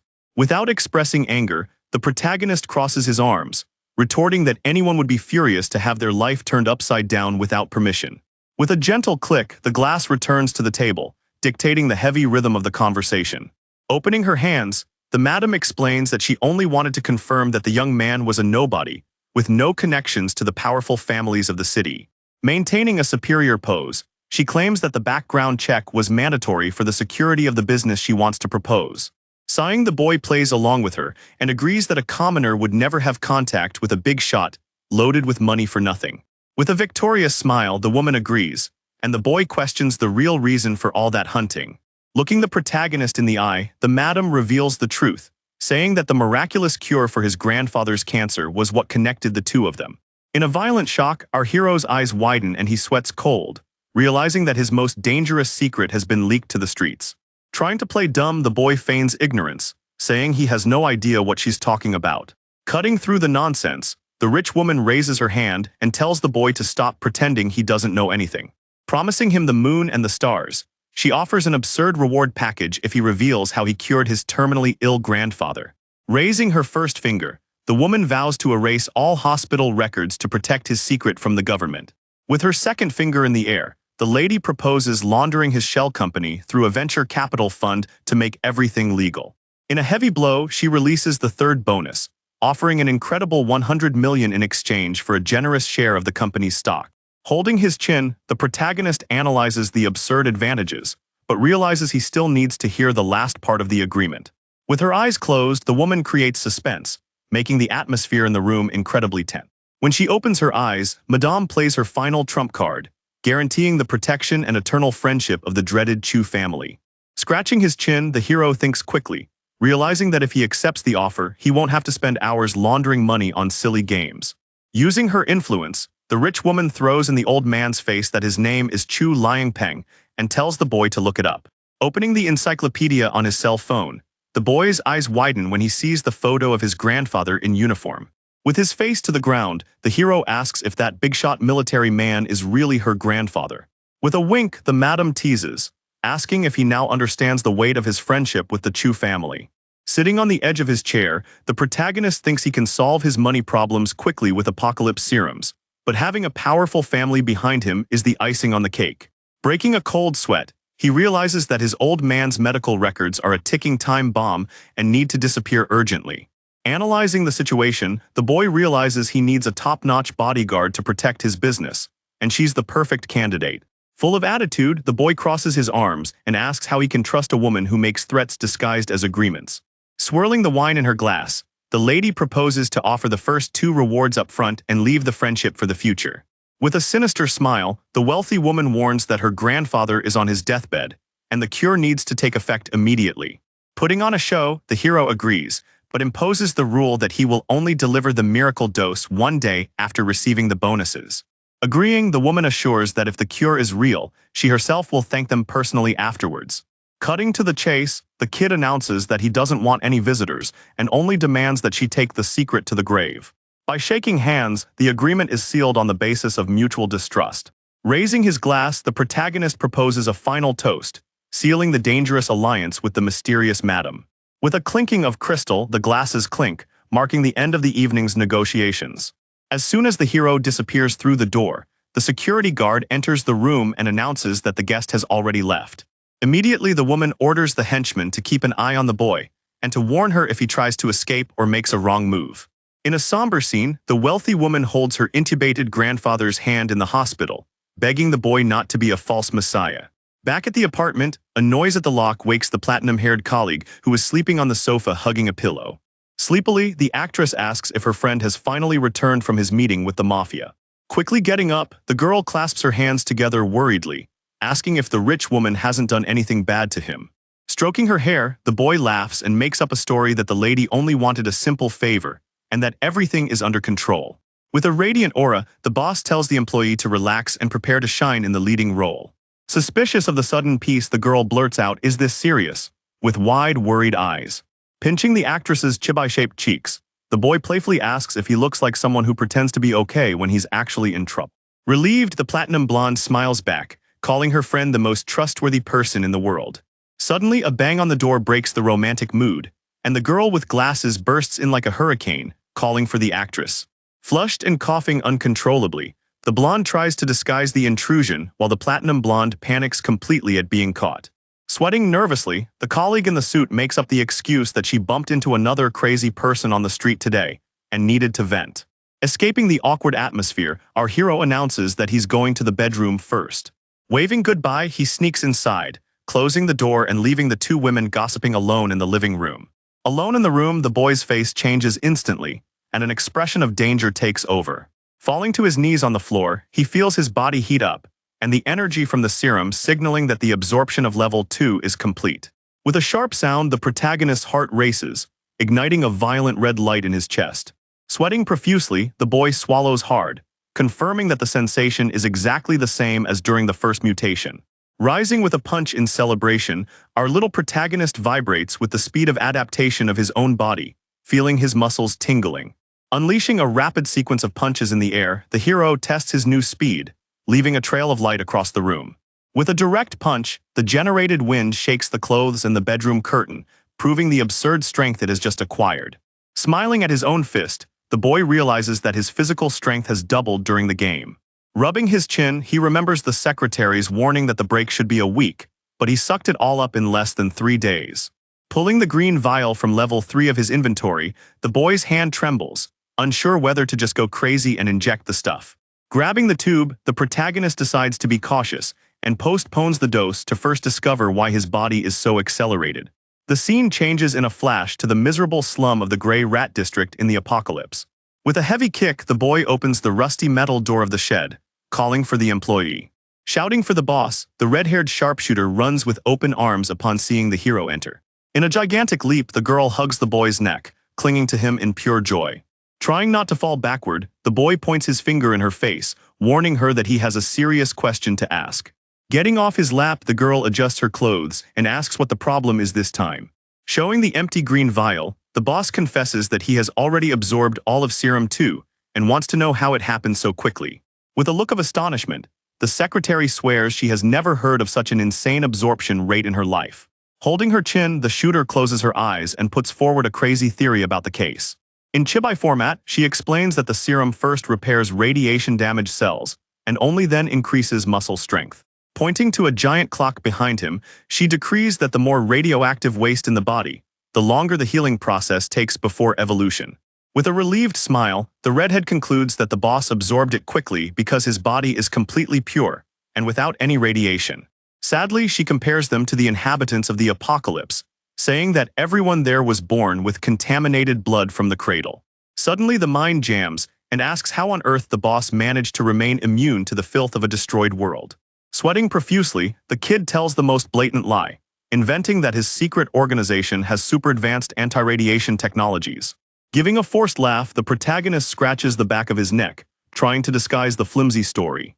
Relieved, he immediately changes the subject, asking if the pure body risks exploding if injected too quickly, and the redhead swears it's fine. Taking a deep breath, the hero scratches his chin, grumbling that he'll finally be able to sleep peacefully.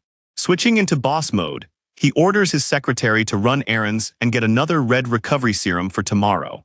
With her arms behind her back and a huge smile, the employee agrees, guaranteeing that the order will be carried out. Turning his back, the kid waves goodbye and says he's going to the scientist's house to pick up the mobile game.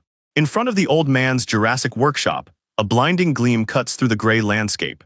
Entering the room, the protagonist grins from ear to ear, asking if the gold mine is already wrapped. Pointing at the monitor, the one-eyed old man assures that the project is 100% clean and finished. With open hands, the scientist hands over the hard drive containing all the data for the future bestseller. Thanking them for their help, the old man praises the young men from the settlement, saying that they had made an absurd amount of work ahead of schedule. In the back of the room, a young man typing furiously shows that cheap labor has paid off. Overjoyed, the boss praises the team and promises to give them an extra month's worth of bonus supplies. In a shower of glory, the chibi versions of the old man and the intern celebrate by jumping for joy, grateful for the extra food. Changing scene to the modern office, the bespectacled colleague arrives looking like she's at a funeral to speak with the boss. Sadly, she confesses that the paperwork for the game's license is stuck, and the bigwigs are deliberately delaying approval. Crossing his arms with a shark-like grin, our hero orders the employee to keep working because his powerful new partner will resolve this blockage in the blink of an eye. Startled by his confidence, the employee asks if the boss knows the bigwig who approves the licenses. With a mischievous smile, our boy denies it, but warns that he has just made an extremely valuable friend. Relaxing in his executive chair, the boss picks up the external hard drive and tells the girl to send the project to the testing department. Handing the equipment to the woman, the hero demands a complete report detailing all possible improvements. Saluting, the employee agrees to the mission and leaves the room to get the team working hard. Alone in the office, the protagonist picks up his cell phone and immediately dials the number of the powerful, wealthy woman to demand payment for the new ring. Using his most charming voice, the boy informs Miss Chu that he urgently needs a helping hand with his business. Dry and direct, the madam answers by immediately asking what problem he wants her to solve. With the utmost audacity, our protagonist explains that the company's game is stuck in bureaucracy and asks her to release the paperwork. In a cute chibi version, the woman accepts the mission immediately, telling him to wait for good news while the boy vibrates with joy. With a stern face, the mobster warns that this is the first and only favor before he delivers the cure for his grandfather, and the hero swears that the debt is noted.